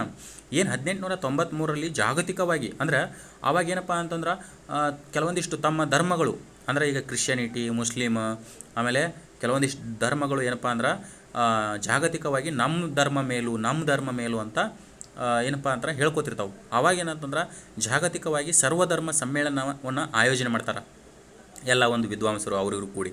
ಸೊ ಅವಾಗ ಏನಪ್ಪ ಅಂದ್ರೆ ಭಾರತದಿಂದ ಸ್ವಾಮಿ ವಿವೇಕಾನಂದರು ಹೋಗಿರ್ತಾರೆ ರೀ. ಓಕೆನಾ. ಈ ಒಂದು ಸಮ್ಮೇಳನ ಏನಪ್ಪ ಅಂದ್ರೆ ಆ್ಯಕ್ಚುಲ್ ಅಂತಾರೆ ಸೆಪ್ಟೆಂಬರ್ ತಿಂಗಳಲ್ಲಿ ನಡಿತೈತಿ. ಓಕೆ. ಇದು ಸುಮಾರು 15 ದಿವಸಗಳ ಕಾಲ ಚರ್ಚೆ ಇರ್ತೈತೆ ರೀ. ಓಕೆನಾ. ಒಂದು ದಿವಸದಲ್ಲ ಇದು ಪ್ರೋಗ್ರಾಮ್, 15 ದಿವಸಗಳ ಕಾಲ ಚರ್ಚೆ ಐತೈತೆ ರೀ. ಈ ಚರ್ಚೆದಾಗ ಏನಪ್ಪ ಅಂತಂದ್ರೆ ಸ್ವಾಮಿ ವಿವೇಕಾನಂದರು ಅವಾಗೆಲ್ಲಪ್ಪ ಅಂದ್ರೆ ಭಾರತೀಯರಂದ್ರೆ ತುಂಬ ಕೀಳಾಗಿ ಕಾಣ್ತಿದ್ರಿ. ಓಕೆನಾ. ಏನು 19ರ ದಶಕ ಅಂತ ಕರಿತೀವಿ ನಾವು ಇದನ್ನ. ಅವಾಗೇನಪ್ಪ ಅಂದ್ರೆ ಬ್ರಿಟಿಷರ ಆಡಳಿತದಲ್ಲಿತ್ತು ಭಾರತ. ಸೊ ಹಾಗಾಗಿ ತುಂಬ ಏನಪ್ಪ ಅಂದ್ರೆ ಕೀಳಾಗಿ ಕಾಣ್ತಿದ್ರು. ಆವಾಗ ಸ್ವಾಮಿ ವಿವೇಕಾನಂದರಿಗೆ ಏನಪ್ಪ ಅಂದ್ರೆ ಸ್ವಾಮಿ ವಿವೇಕಾನಂದರು ತುಂಬ ಮೇಧಾವಿಯಾಗಿರ್ತಾರೆ. ಓಕೆನಾ. ತುಂಬ ದೊಡ್ಡ ಒಬ್ಬ ವಿದ್ವಾಂಸರಾಗಿರ್ತಾರೆ, ತತ್ವಜ್ಞಾನಿಯಾಗಿರ್ತಾರೆ. ಆದ್ರೆ ಅವರಿಗೆ ಗೊತ್ತಿರಲ್ಲ, ಯಾರಿಗೆ ಜಗತ್ತಿನ ಒಂದು ಸರ್ವಧರ್ಮ ಸಮ್ಮೇಳನದವ್ರಿಗೆ ಗೊತ್ತಿರಲ್ಲ. ಸೊ ಕೊನೆಗೆ ಏನು ಸೆಪ್ಟೆಂಬರ್ 11ಕ್ಕೆ ಏನಪ್ಪ ಅಂದ್ರೆ ಇವರಿಗೆ ಅವಕಾಶ ಸಿಗುತ್ತಾ, ನಿಮ್ಮ ಧರ್ಮದ ಬಗ್ಗೆ ಮಾತಾಡ್ರಿ ಅಂತ.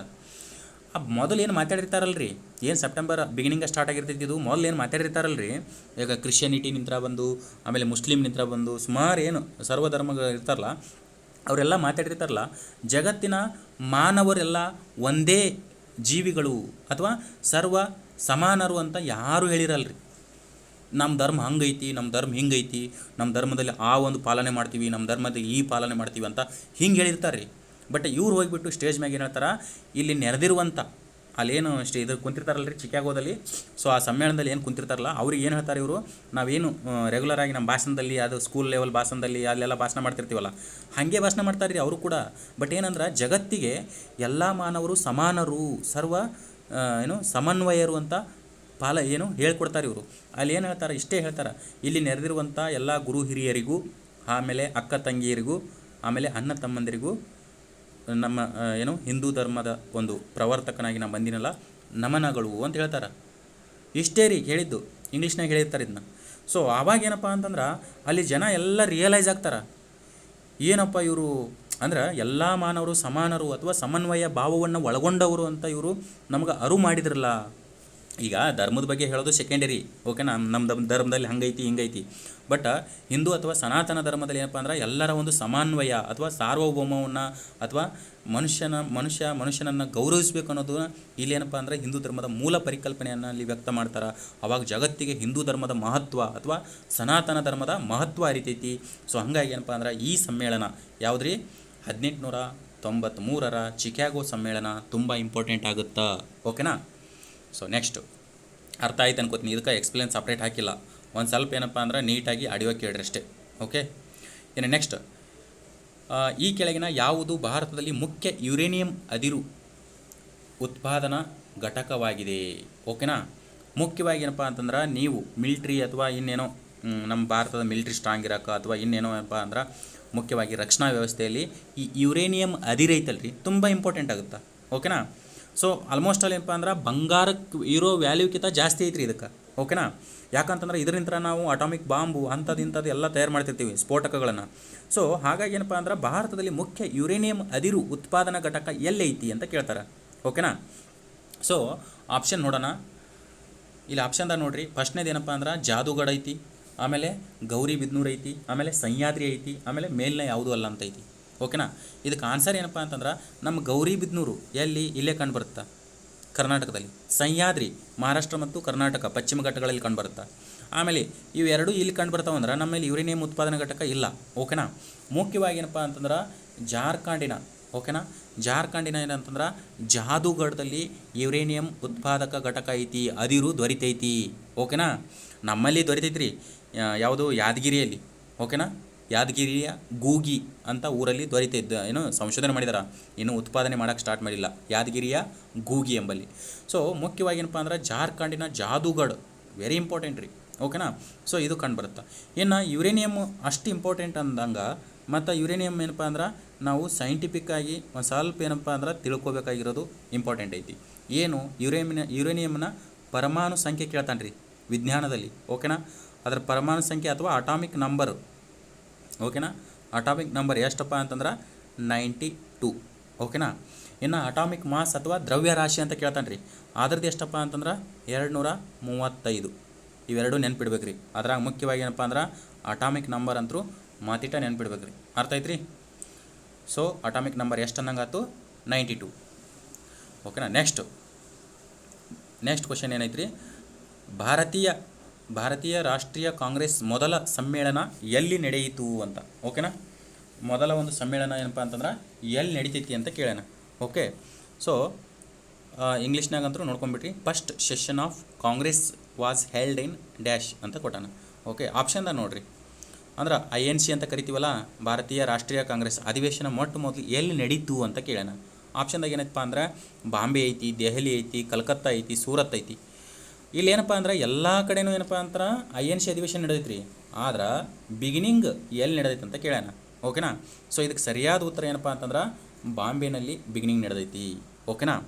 ಸೊ ಮೊದಲ ಒಂದು INC ಸಮ್ಮೇಳನ ಅಂದ್ರೆ ಯಾವಾಗ ಸ್ಥಾಪನೆ ಆಗುತ್ತಲ್ರಿ ಆವಾಗ INC ಸಮ್ಮೇಳನ ನಡೀತೈತಿ.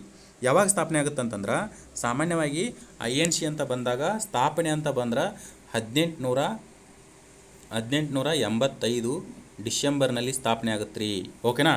ಇನ್ನು ಯಾರು ಸ್ಥಾಪನೆ ಮಾಡ್ತಾರಂದ್ರೆ A O Hume, okay. Hume ಅನ್ನವ ಸ್ಥಾಪನೆ ಮಾಡ್ತಾನೆ, ಓಕೆನಾ, ಇವ ಬ್ರಿಟಿಷ್ ಅಧಿಕಾರಿ. ಇನ್ನು ನೆಕ್ಸ್ಟು ಯಾರು ಮೊದಲ ಅಧ್ಯಕ್ಷತೆ ವಹಿಸಿದರು, ಓಕೆನಾ, ಇದನ್ನು ಕೇಳ್ತಾನೆ ರೀ ಕ್ವಶನು. ಅಧ್ಯಕ್ಷತೆ ವಹಿಸಿದರು ಯಾರು, ಮೊಟ್ಟ ಮೊದಲ INC ಅಧ್ಯಕ್ಷತೆಯನ್ನು ವಹಿಸಿದ್ರು ಅಂದ್ರೆ WC ಬ್ಯಾನರ್ಜಿ ಅಂತ ಬರ್ತಾನೆ ರೀ. ಯಾರು ರೀ? WC ಬ್ಯಾನರ್ಜಿ. ಇವ ಭಾರತೀಯ ರೀ, ಓಕೆನಾ, ಮಂದಗಾಮಿಗಳ ಒಬ್ಬ ಸದಸ್ಯ ಆಗಿರ್ತಾನೆ. ಯಾರು? WC ಬ್ಯಾನರ್ಜಿ. ಇನ್ನು ಈ INC ಸ್ಥಾಪನೆ ಆಯ್ತಲ್ಲ ರೀ 1885 ಡಿಸೆಂಬರ್ 28ರಿಂದ 30ವರೆಗೂ ಸ್ಥಾಪನೆ ಆಗುತ್ತಾ. ಸೊ ಆವಾಗ ವೈಸರಾಯ ಯಾರು ಇರ್ತಾರಂತ ಕೇಳ್ತಾರೆ ರೀ, ಓಕೆನಾ. ಸೊ ವೈಸರಾಯ ಯಾರಪ್ಪ ಅಂದ್ರೆ ಡಫ್ರಿನ್ ಇರ್ತಾನೆ ರೀ. ಯಾರು ಇರ್ತಾರೆ ರೀ? ಡಫ್ರಿನ್ ಅನ್ನೋ, ಲಾರ್ಡ್ ಡಫ್ರಿನ್ ಅನ್ನೋ. ಸೊ ಈ ರೀತಿ ಏನಪ್ಪ ಅಂತಂದ್ರೆ ಇದು INC ಬಗ್ಗೆ ಮೊದಲ ಅಧಿವೇಶನದ INC ಬಗ್ಗೆ ಮಾಹಿತಿ ನೋಡಿರಿ, ಓಕೆನಾ. ಸೊ ನೆನ್ಪಿಟ್ಕೋರಿ, ಭಾರತೀಯ ಒಂದು ಕಾಂಗ್ರೆಸ್ ಮೊದಲ ಸಮ್ಮೇಳನ ಎಲ್ಲಿ ನಡೀತೀರಿ? ಬಾಂಬೆನಲ್ಲಿ ನಡೀತೈತಿ. ಎಷ್ಟರಲ್ಲಿ ನಡೀತೀರಿ? 1885 ಡಿಸೆಂಬರ್ನಲ್ಲಿ ನಡೀತಿದ್ರಿ. ಇನ್ನು ಇದರ ಸ್ಥಾಪಕರು ಯಾರು ರೀ? AO ಹ್ಯೂಮ್ ಅಂತ, ಓಕೆನಾ, ಹ್ಯೂಮ್. ಇನ್ನು ಇದರ ಮೊದಲ ಅಧ್ಯಕ್ಷತೆ ಯಾರು ವಹಿಸಿದರು? WC ಬ್ಯಾನರ್ಜಿ. ಇನ್ನು ಇದರ ವೈಸ್ರಾಯರು ಅಂದ್ರೆ ಇದನ್ನು ಸ್ಥಾಪನೆ ಆದಾಗ ವೈಸ್ರಾಯರು ಯಾರು ಇರ್ತಾರೆ ರೀ? ಲಾರ್ಡ್ ಡಫ್ರಿನ್ ಇರ್ತಾನೆ ರೀ, ಓಕೆನಾ. ಸೊ ಈ ರೀತಿ ನೀವು ನೆನ್ಪಿಟ್ಕೋರಿ. ಇನ್ನು ಮುಖ್ಯವಾಗಿ ಏನಪ್ಪ ಅಂತಂದ್ರೆ ನೆಕ್ಸ್ಟ್ ಕ್ವಶನ್ಗೆ ಹೋಗೋಣ. ನೆಕ್ಸ್ಟ್ ಕ್ವಶನ್ ನೋಡಿರಿ, ಇದು GK ಅಥವಾ ಈ ಫಿಸಿಕಲ್ ಜಿಯೋಗ್ರಫಿ ಅಂತ ಕರಿಬೋದು ನಾವು. ಏನು ರೀ? ಮೀನಾಬಾಕಂ, ಓಕೆನಾ, ಮೀನಾಬಾಕಂ ಅಂತಾರಾಷ್ಟ್ರೀಯ ವಿಮಾನ ನಿಲ್ದಾಣ ಎಲ್ಲಿ ಕಂಡು ಬರುತ್ತದೆ ಅಂತ ಕೇಳ್ಯಾರ, ಓಕೆನಾ. ಮೀನಾಬಾಕಂ ಈ ವರ್ಡ್ ಇಂಪಾರ್ಟೆಂಟ್ ರೀ. ಆ್ಯಕ್ಚುಲಿ ಅಂತಂದ್ರೆ ಇದು ಐತಲ್ಲ, ಆ ಮೀನಾಬಾಕಂ ಏನೈತಲ್ಲ ಇದು ಪ್ರದೇಶ ರೀ, ಅದ್ರ ಹೆಸರು ಬೇರೆ ಐತಿ. ಬಟ್ ಒಂದೊಂದು ಸಾರಿ ಏನು ಮಾಡ್ತಂದ್ರೆ ಈ ಪ್ರದೇಶದ ಹೆಸರು ಮೇಲೆ ನಾವು ಅಂತಾರಾಷ್ಟ್ರೀಯ ವಿಮಾನ ನಿಲ್ದಾಣಗಳನ್ನು ಕರಿತಿರ್ತೀವಿ. ಸೊ ಹಾಗಾಗಿ ಏನಪ್ಪ ಅಂತಂದ್ರೆ ಈ ಮೀನಾಬಾಕಂ ಅನ್ನೋ ಪ್ರದೇಶ ಎಲ್ಲಿ ಕಂಡು ಬರುತ್ತೆ ಅಂತ ಗೊತ್ತಿದ್ರೆ ನಿಮಗೆ ಆನ್ಸರ್ ಗೊತ್ತಿದ್ದಂಗೆ ರೀ, ಓಕೆನಾ. ಸೊ ಮೀನಾಬಾಕಂ ಅಂತಾರಾಷ್ಟ್ರೀಯ ವಿಮಾನ ನಿಲ್ದಾಣದ ಹೆಸರು ಇನ್ನೊಂದು ಏನಪ್ಪ ಅಂದ್ರೆ ಚೆನ್ನೈ ಏರ್ಪೋರ್ಟ್ ಅಂತ ಕರಿತೀವಿ ನಾವು, ಓಕೆನಾ, ಚೆನ್ನೈ ಏರ್ಪೋರ್ಟು. ಬಟ್ ಏನಂದ್ರೆ ಆ ಚೆನ್ನೈ ಪ್ರದೇಶದಲ್ಲಿ ಅಂದರೆ ಚೆನ್ನೈ ನಗರದಲ್ಲಿ ಮೀನಾಬಾಕಂ ಅನ್ನೋ ಒಂದು ಪ್ರದೇಶದಲ್ಲಿ ಕಂಡುಬರುತ್ತೆ. ಸೊ ಹಂಗಾಗಿ ಅದ್ರ ಹೆಸರು ಕೊಟ್ಟಾನ್ರಿ, ಓಕೆನಾ. ಸೊ ಇಲ್ಲಿ ಏನಪ್ಪ ಅಂತಂದ್ರೆ ಆಪ್ಷನ್ದಾಗ ನೋಡಿರಿ, ಚೆನ್ನೈ ಐತಿ, ಆಮೇಲೆ ಹೈದರಾಬಾದ್ ಐತಿ, ಆಮೇಲೆ ಬೆಂಗಳೂರು ಐತಿ, ಸೊ ಕೊಯಮತ್ತೂರು ಐತಿ. ಇದಕ್ಕೆ ಸರಿಯಾದ ಉತ್ತರ ಯಾವ್ದು ಅನ್ನಂಗಾತ್ರಿ? ಚೆನ್ನೈ, ಓಕೆನಾ. ಇದಕ್ಕೆ ಸರಿಯಾದ ಉತ್ತರ ಯಾವ್ದು ರೀ? ಚೆನ್ನೈ, ಓಕೆನಾ. ಸೊ ಹಿಂಗೆ ಏನಪ್ಪ ಅಂತಂದ್ರೆ ಒಂದಿಷ್ಟು ಏನಪ್ಪ ಅಂತಂದ್ರೆ ಈ ಅಡ್ಡ ಹೆಸರಿನಿಂದ ಈಗ ಮೀನಾಬಾಕಂ ಅನ್ನೋದು ಚೆನ್ನೈ ಆಯಿತು. ಹಿಂಗೆ ಅಡ್ಡ ಹೆಸರಿನಿಂದ ಒಂದಿಷ್ಟು ಕರೀತಾರೆ ರೀ. ಅವು ಒಂದು ಸ್ವಲ್ಪ ಏನಪ್ಪ ಅಂದ್ರೆ ನಾವು ನೋಡ್ಕೊಳ್ಳೋದಾತಂದ್ರೆ ಅಡ್ಡ ಹೆಸರಿನಿಂದ ಕರೆಯೋದು ಏನಪ್ಪ ಅಂತಂದ್ರೆ ಭಾರತದಲ್ಲಿ ಅತ್ಯಧಿಕ ದೊಡ್ಡ ಏರ್ಪೋರ್ಟು ಅಥವಾ ಬಿಜಿಯೆಸ್ಟ್ ಏರ್ಪೋರ್ಟು ಅಥವಾ ಜನಸಂದಣಿ ಅತ್ಯಧಿಕ ಒಂದು ಜನಸಂದಣಿ ಕಂಡುಬರುವಂಥ ಏರ್ಪೋರ್ಟ್ ಯಾವುದಂದ್ರೆ ಇಂದಿರಾ ಗಾಂಧಿ ಏರ್ಪೋರ್ಟ್ ರೀ, ಓಕೆನಾ. ಈ ಇಂದಿರಾ ಗಾಂಧಿ ಏರ್ಪೋರ್ಟ್ ಎಲ್ಲಿ ಬರುತ್ತಪ್ಪ ಅಂತಾರೆ? ದೆಹಲಿಯಾಗ ಬರುತ್ತೆ ರೀ. ಬಟ್ ಅದಕ್ಕೂ ಕೂಡ ಒಂದು ಅಡ್ಡ ಹೆಸರು ಐತ್ರಿ. ಹೆಸರು ನೋಡಿರಿ, ಇಂದಿರಾ ಗಾಂಧಿ ಏರ್ಪೋರ್ಟ್ ಅಂದರೆ ಈಸಿಯಾಗಿ ಹೇಳ್ಬಿಡ್ಬೋದು. ಬಟ್ ಅದಕ್ಕೂ ಕೂಡ ಒಂದು ಅಡ್ಡ ಹೆಸರು ಐತ್ರಿ. ಏನು? ಪಾಲಮ್ ಅಂತ ಐತಿ. ಏನು ರೀ? ಪಾಲಮ್. ಏನು ನೆಕ್ಸ್ಟು ಇದು ಬರುತ್ತೆ ರೀ, ಏನು ಮನೋಹರ್ ಪಾರಿಕರ್ ಅಥವಾ ಪಣಜಿ ಏರ್ಪೋರ್ಟ್ ಅಂತ. ಪಣಜಿ ಯಾವುದು ರಾಜ್ಯದ ರಾಜಧಾನಿ? ಗೋವಾ ರೀ. ಬಟ್ ಅದರ ಅಡ್ಡ ಹೆಸರು ಒಂದು ಐತ್ರಿ, ಓಕೆನಾ. ಅದ್ರ ಮೇಲೆ ಕೇಳ್ತಾನೆ ರೀ. ಈಗ ಮೀನಾಬಾಕಂ ಇದ್ರದ್ದು ಯಾವುದು? ಚೆನ್ನೈದು. ಬಟ್ ಇದ್ರದ್ದು ಪಣಜಿ ಏರ್ಪೋರ್ಟದು ಏನಪ್ಪ ಅಂದ್ರೆ ದಾಬೋಲಿಯಂ ಅಂತ ಐತ್ರಿ. ಏನು ರೀ? ದಾಬೋಲಿಯಂ, ಓಕೆನಾ. ಸೊ ಇದನ್ನು ಕೇಳ್ಬೋದು, ಓಕೆನಾ, ದಾಬೋಲಿಯಂ. ಇನ್ನು ನೆಕ್ಸ್ಟ್ ಏನಪ್ಪ ಅಂತಂದ್ರೆ ಈ ಕಲ್ಕತ್ತಾದಲ್ಲಿ ಒಂದು ಏರ್ಪೋರ್ಟ್ ಕಂಡು ಬರುತ್ತೆ ರೀ. ಯಾವುದು? ಸುಭಾಷ್ ಚಂದ್ರ ಬೋಸ್ ಏರ್ಪೋರ್ಟ್ ಅಂತ. ಆದ್ರೆ ಇದ್ರ ಹೆಸರು ಕೂಡ ಒಂದು ಅಡ್ಡ ಹೆಸರಿನಿಂದ ಕರೀತಾರೆ ರೀ. ಯಾವುದು? ಕಲ್ಕತ್ತಾದಲ್ಲಿ ಕಂಡುಬರುವಂಥ ಸುಭಾಷ್ ಚಂದ್ರ ಬೋಸ್ ಏರ್ಪೋರ್ಟಿಗೆ. ಅದರದ್ದು ಏನಂದ್ರೆ ಡಮ್ ಡಮ್, ಓಕೆನಾ, ಡಮ್ ಡಮ್ ಏರ್ಪೋರ್ಟ್ ಅಂತ ಕರೀತಾರೆ ಅಥವಾ ಡಮ್ ಡಮ್, ಓಕೆ. ಸೊ ಹಿಂಗೇನಪ್ಪ ಅಂದ್ರೆ ಅಡ್ಡ ಹೆಸರು ಅದಾವೆ. ಪಾಲಮ್ ಬಂದ್ರೆ ಇಂದಿರಾ ಗಾಂಧಿ ಎಲ್ಲಿ? ದೆಹಲಿ. ಆಮೇಲೆ ದಾಬೋಲಿಯಂ ಅಂತ ಬಂದ್ರೆ ಗೋವಾ. ಆಮೇಲೆ ಡಮ್ ಡಮ್ ಅಂತ ಬಂದ್ರೆ ಕಲ್ಕತ್ತಾ ನೋಡ್ರಿ, ಓಕೆ. ಸೊ ನೆನ್ಪಿಡ್ಕೋತೀರಿ ಅನ್ಕೋತೀನಿ. ಈ ರೀತಿ ಏನಪ್ಪ ಅಂದ್ರೆ ಅಡ್ಡ ಹೆಸರಿನಿಂದ ಕರೀತಾರು, ಓಕೆನಾ. ಭಾರತದಲ್ಲಿ ಏನಪ್ಪ ಅಂದ್ರೆ ಪ್ರಸ್ತುತ ಅಂತಾರಾಷ್ಟ್ರೀಯ ವಿಮಾನ ನಿಲ್ದಾಣಗಳ ಸಂಖ್ಯೆ ಅಂತ ಕೇಳಿದರೆ 36 ರೀ, ಓಕೆನಾ. ಇತ್ತೀಚೆಗೆ ಏನು ಮಾಡ್ಯಾರ? ನೋಯ್ಡಾ ಎಲ್ಲಿ ಬರುತ್ತೆ ರೀ ಇದು? ನೋಯ್ಡಾ ಕಮೆಂಟ್ ಮಾಡಿರಿ ಇದನ್ನೊಂದು, ಓಕೆನಾ. ನೋಯ್ಡಾ ಏನಪ್ಪ ಅಂತಂದ್ರೆ UP-ನಲ್ಲಿ ಬರುತ್ತಾ, ಓಕೆನಾ. UP-ನಲ್ಲಿ ಬರುವಂಥ ಒಂದು ಅಂತಾರಾಷ್ಟ್ರೀಯ ವಿಮಾನ ನಿಲ್ದಾಣ. ಟೋಟಲ್ ಎಷ್ಟು ಅದಾವೆ ರೀ ಆ ಅಂತಾರಾಷ್ಟ್ರೀಯ ವಿಮಾನ ನಿಲ್ದಾಣ ಅಂದಂಗಾಯ್ತು? ಟೋಟಲ್ ಏನಪ್ಪ ಅಂತಂದ್ರೆ 36 ಅದಾವೆ ರೀ, ಓಕೆ. ನೆಕ್ಸ್ಟ್ ಕಂಬಳ ಓಟ. ಕಂಬಳ ಒಂದು ಸಾಂಪ್ರದಾಯಿಕ ಓಟ ಯಾವ ರಾಜ್ಯದಲ್ಲಿ ಕಂಡು ಬರುತ್ತದೆ ನೋಡಿರಿ. ಸುಮಾರು ಪ್ರಾಣಿಗಳ ಓಟ ಒಂದು 5-6 ಹೇಳ್ತೀನಿ ರೀ, ವೆರಿ ಇಂಪಾರ್ಟೆಂಟ್ ಇರೋ ಇವತ್ತು ಹೇಳ್ತೀನಿ. ಸೊ ನೆನ್ಪಿಡ್ರಿ, ಇದೇನಪ್ಪ ಅಂದ್ರೆ ಸಾಂಪ್ರದಾಯಿಕ ಪ್ರಾಣಿಗಳ ಅಂದ್ರೆ ಅದರಲ್ಲಿ ಮುಖ್ಯವಾಗಿ ಏನಪ್ಪ ಅಂದ್ರೆ ಈ ಕೋಣಗಳಿಂದ ಇಲ್ಲಿ ಕರ್ನಾಟಕದಲ್ಲಿ ಅಂದ್ರೆ ಕೋನನ ನೀರಿನಲ್ಲಿ ಓಡಿಸ್ತಾರಲ್ರಿ, ಏನು ರೋಜ್ ಇದ್ರ ಇರ್ತೈತಲ್ಲ, ಸೊ ಅದರಲ್ಲಿ ಓಡಿಸ್ತಾರಲ್ಲ ರೋಜ್ನಲ್ಲಿ. ಸೊ ಅದೇ ಎಲ್ಲ ಏನಪ್ಪ ಅಂತಂದ್ರೆ ನಾವು ಇದನ್ನು ಕಂಬಳ ಓಟ ನೀರಿನಲ್ಲಿ ಓಡಿಸೋದು. ಓಕೆನಾ, ನಾವು ಈ ಇದರಲ್ಲಿ ನೋಡಿದ್ದೀವಿ ಮೂವಿನಲ್ಲಿ, ಕಾಂತಾರ ಮೂವಿನಲ್ಲಿ. ಓಕೆನಾ, ರಿಷಬ್ ಶೆಟ್ಟಿ ಅವರು ಓಡಿಸ್ತಿರ್ತಾರಲ್ಲ ಮೊದಲನೇದು ಪಾರ್ಟ್ 1ನಲ್ಲಿ. ಸೊ ಅದು ಕಂಬಳ ಓಟ. ಮುಖ್ಯವಾಗಿ ಏನಪ್ಪ ಅಂದ್ರೆ ಕರ್ನಾಟಕದಲ್ಲಿ ಎಲ್ಲಿ ಕಂಡುಬರ್ತಪ್ಪ ಅಂದರೆ ಇದು ದಕ್ಷಿಣ ಕನ್ನಡ ಮತ್ತು ಕೊಡಗು ರಾಜ್ಯದಲ್ಲಿ ಅತ್ಯಧಿಕವಾಗಿ ಕಂಡುಬರುವಂಥದ್ದು. ಸೊ ಇದು ಎಲ್ಲಿ ಕಂಡುಬರ್ತಂತಂದ್ರೆ ನಿಮಗೆ ಆನ್ಸರ್ ಆಲ್ರೆಡಿ ಗೊತ್ತೈತಿ, ಕರ್ನಾಟಕದಂತ ಈಸಿಯಾಗಿ ಹಾಕಿಬಿಡ್ತೀರಿ. ಓಕೆನಾ. ಆದರೆ ನೆಕ್ಸ್ಟ್ ಏನಪ್ಪ ಅಂದ್ರೆ ಒಂದಿಷ್ಟು ಕೆಳಗಡೆ ರಾಜ್ಯಗಳಲ್ಲಿ ಏನಾದರೂ ಅದಾವನು ಪ್ರಾಣಿಗಳ ಓಟ ಅಂತ ನಾವು ನೋಡಬೇಕು. ಓಕೆನಾ, ಏನು ಪ್ರಾಣಿಗಳದ್ದು ಏನಾದರೂ ಸಾಂಪ್ರದಾಯಿಕ ಸ್ಪರ್ಧೆಗಳದಾವನು. ತಮಿಳ್ನಾಡಿನಾಗ ಏನೈತ್ರಿ, ಏನು ಜಲ್ಲಿಕಟ್ಟು. ಓಕೆನಾ, ಜಲ್ಲಿಕಟ್ಟು ಅಂತಂದ್ರೆ ಏನು ಗೂಳಿ ಹೋಗ್ತಿರ್ತೈತಲ್ಲ ಅದನ್ನ ಹಿಡಿಯೋಕೆ ಟ್ರೈ ಮಾಡೋದು. ಓಕೆನಾ. ಸೊ ನೋಡ್ರಿ ನೀವು ಆಲ್ಮೋಸ್ಟ್ ಯೂಟ್ಯೂಬ್ನಲ್ಲಿ ಸುಮಾರು ವೀಡಿಯೋಗಳು ಬಂದಿರ್ತಾವೆ, ಅಲ್ಲಿ ನೋಡಿರ್ತೀರಿ. ಇನ್ನು ಈ ತೆಲಂಗಾಣ ಮತ್ತು ಆಂಧ್ರ ಪ್ರದೇಶದಲ್ಲಿ ಓಕೆನಾ ಕೋಳಿ ಕಾಳಗ ಕಂಡುಬರ್ತಾರೆ. ಕೇರಳದಲ್ಲಿ ಏನಿಲ್ಲ.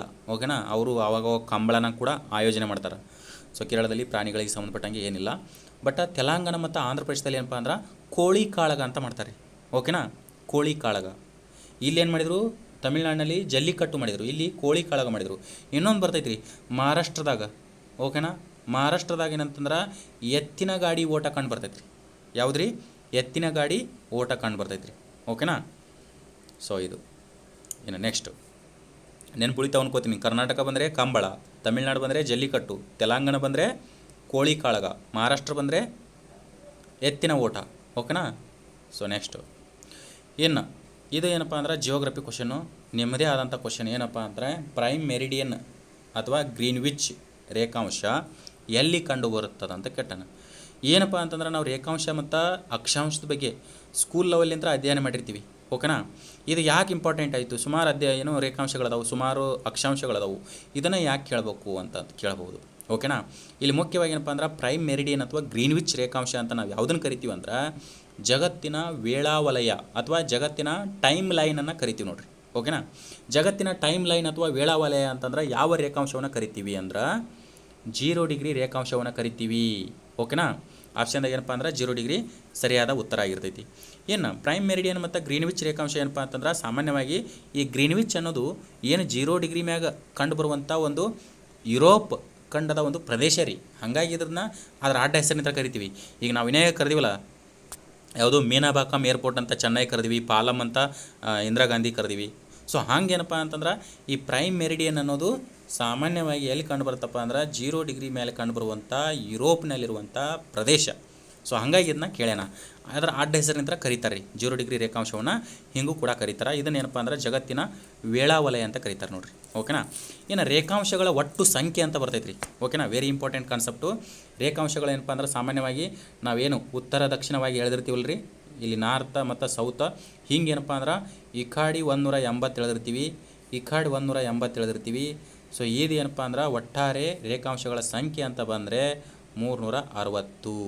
ಓಕೆನಾ. ಇದು ಏನಪ್ಪ ಅಂದ್ರೆ ಪ್ರೈಮ್ ಮೆರಿಡಿಯನ್, ಇದು 0 ಡಿಗ್ರಿ. ಓಕೆನಾ. ಇನ್ನು 180 ಈ ಕಡೆನೇದು ಬರ್ತೈತಲ್ಲ, ಇದು 180 ಮತ್ತು ಈ ಕಡೆದು 180 ನಾವೇನಂತ ಕರಿತೀವಿ, ಜಗತ್ತಿನ ಏನು ದಿನಾಂಕ ರೇಖೆ ಅಂತ ಕರಿತೀವಿ. ಅರ್ಥ ಆಯ್ತು ರೀ. ಇದನ್ನ ಅಂತ ಕರಿತೀವಿ ಡೇಟ್ ಅಂತ ಕರಿತೀವಿ, ಯಾವುದು 0 ಡಿಗ್ರಿನ. ಇನ್ನು ಇದನ್ನ ಏನಂತ ಕರಿತೀವಿ ಅಂತಂದ್ರೆ ದಿನಾಂಕ ರೇಖೆ ಅಂತ ಕರಿತೀವಿ. ಓಕೆನಾ. ಇನ್ನು ಅಕ್ಷಾಂಶಗಳನ್ನು ಯಾವ ರೀತಿ ಎಳೆದಿರ್ತಾರೆ ಅಂದ್ರೆ ಪೂರ್ವ ಪಶ್ಚಿಮವಾಗಿ ಎಳೆದಿರ್ತಾರೆ. ಓಕೆನಾ. ಇನ್ನು ಅಕ್ಷಾಂಶಗಳ ಒಟ್ಟು ಸಂಖ್ಯೆ ಅಂತ ಬಂದ್ರೆ ಇದು 0 ಡಿಗ್ರಿ ಅಥವಾ ಇಕ್ವಿಟರ್ ಅಂತ ಕರೀತಾರೆ, ಸಂಭಾಜಕ ವೃತ್ತ. ಇನ್ನು ಈ ಕಡೆ ಏನಾದ್ರೆ 90 ಇರ್ತಾವೆ, ಈ ಕಡೆ 90 ಇರ್ತಾವೆ ರೀ.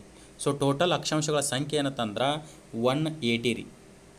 ಆದ್ರೆ ಇಲ್ಲಿ ಏನು ಮಾಡ್ತೀವಿ ಅಂದ್ರೆ ಸಂಭಾಜಕ ವೃತ್ತವನ್ನು ಸೇರಿಸ್ಕೇಸಿ ಟೋಟಲ್ 181 ಏನು ಅಕ್ಷಾಂಶಗಳಂತ ಕರಿತೀವಿ. ಅರ್ಥ ಆಯ್ತು ರೀ.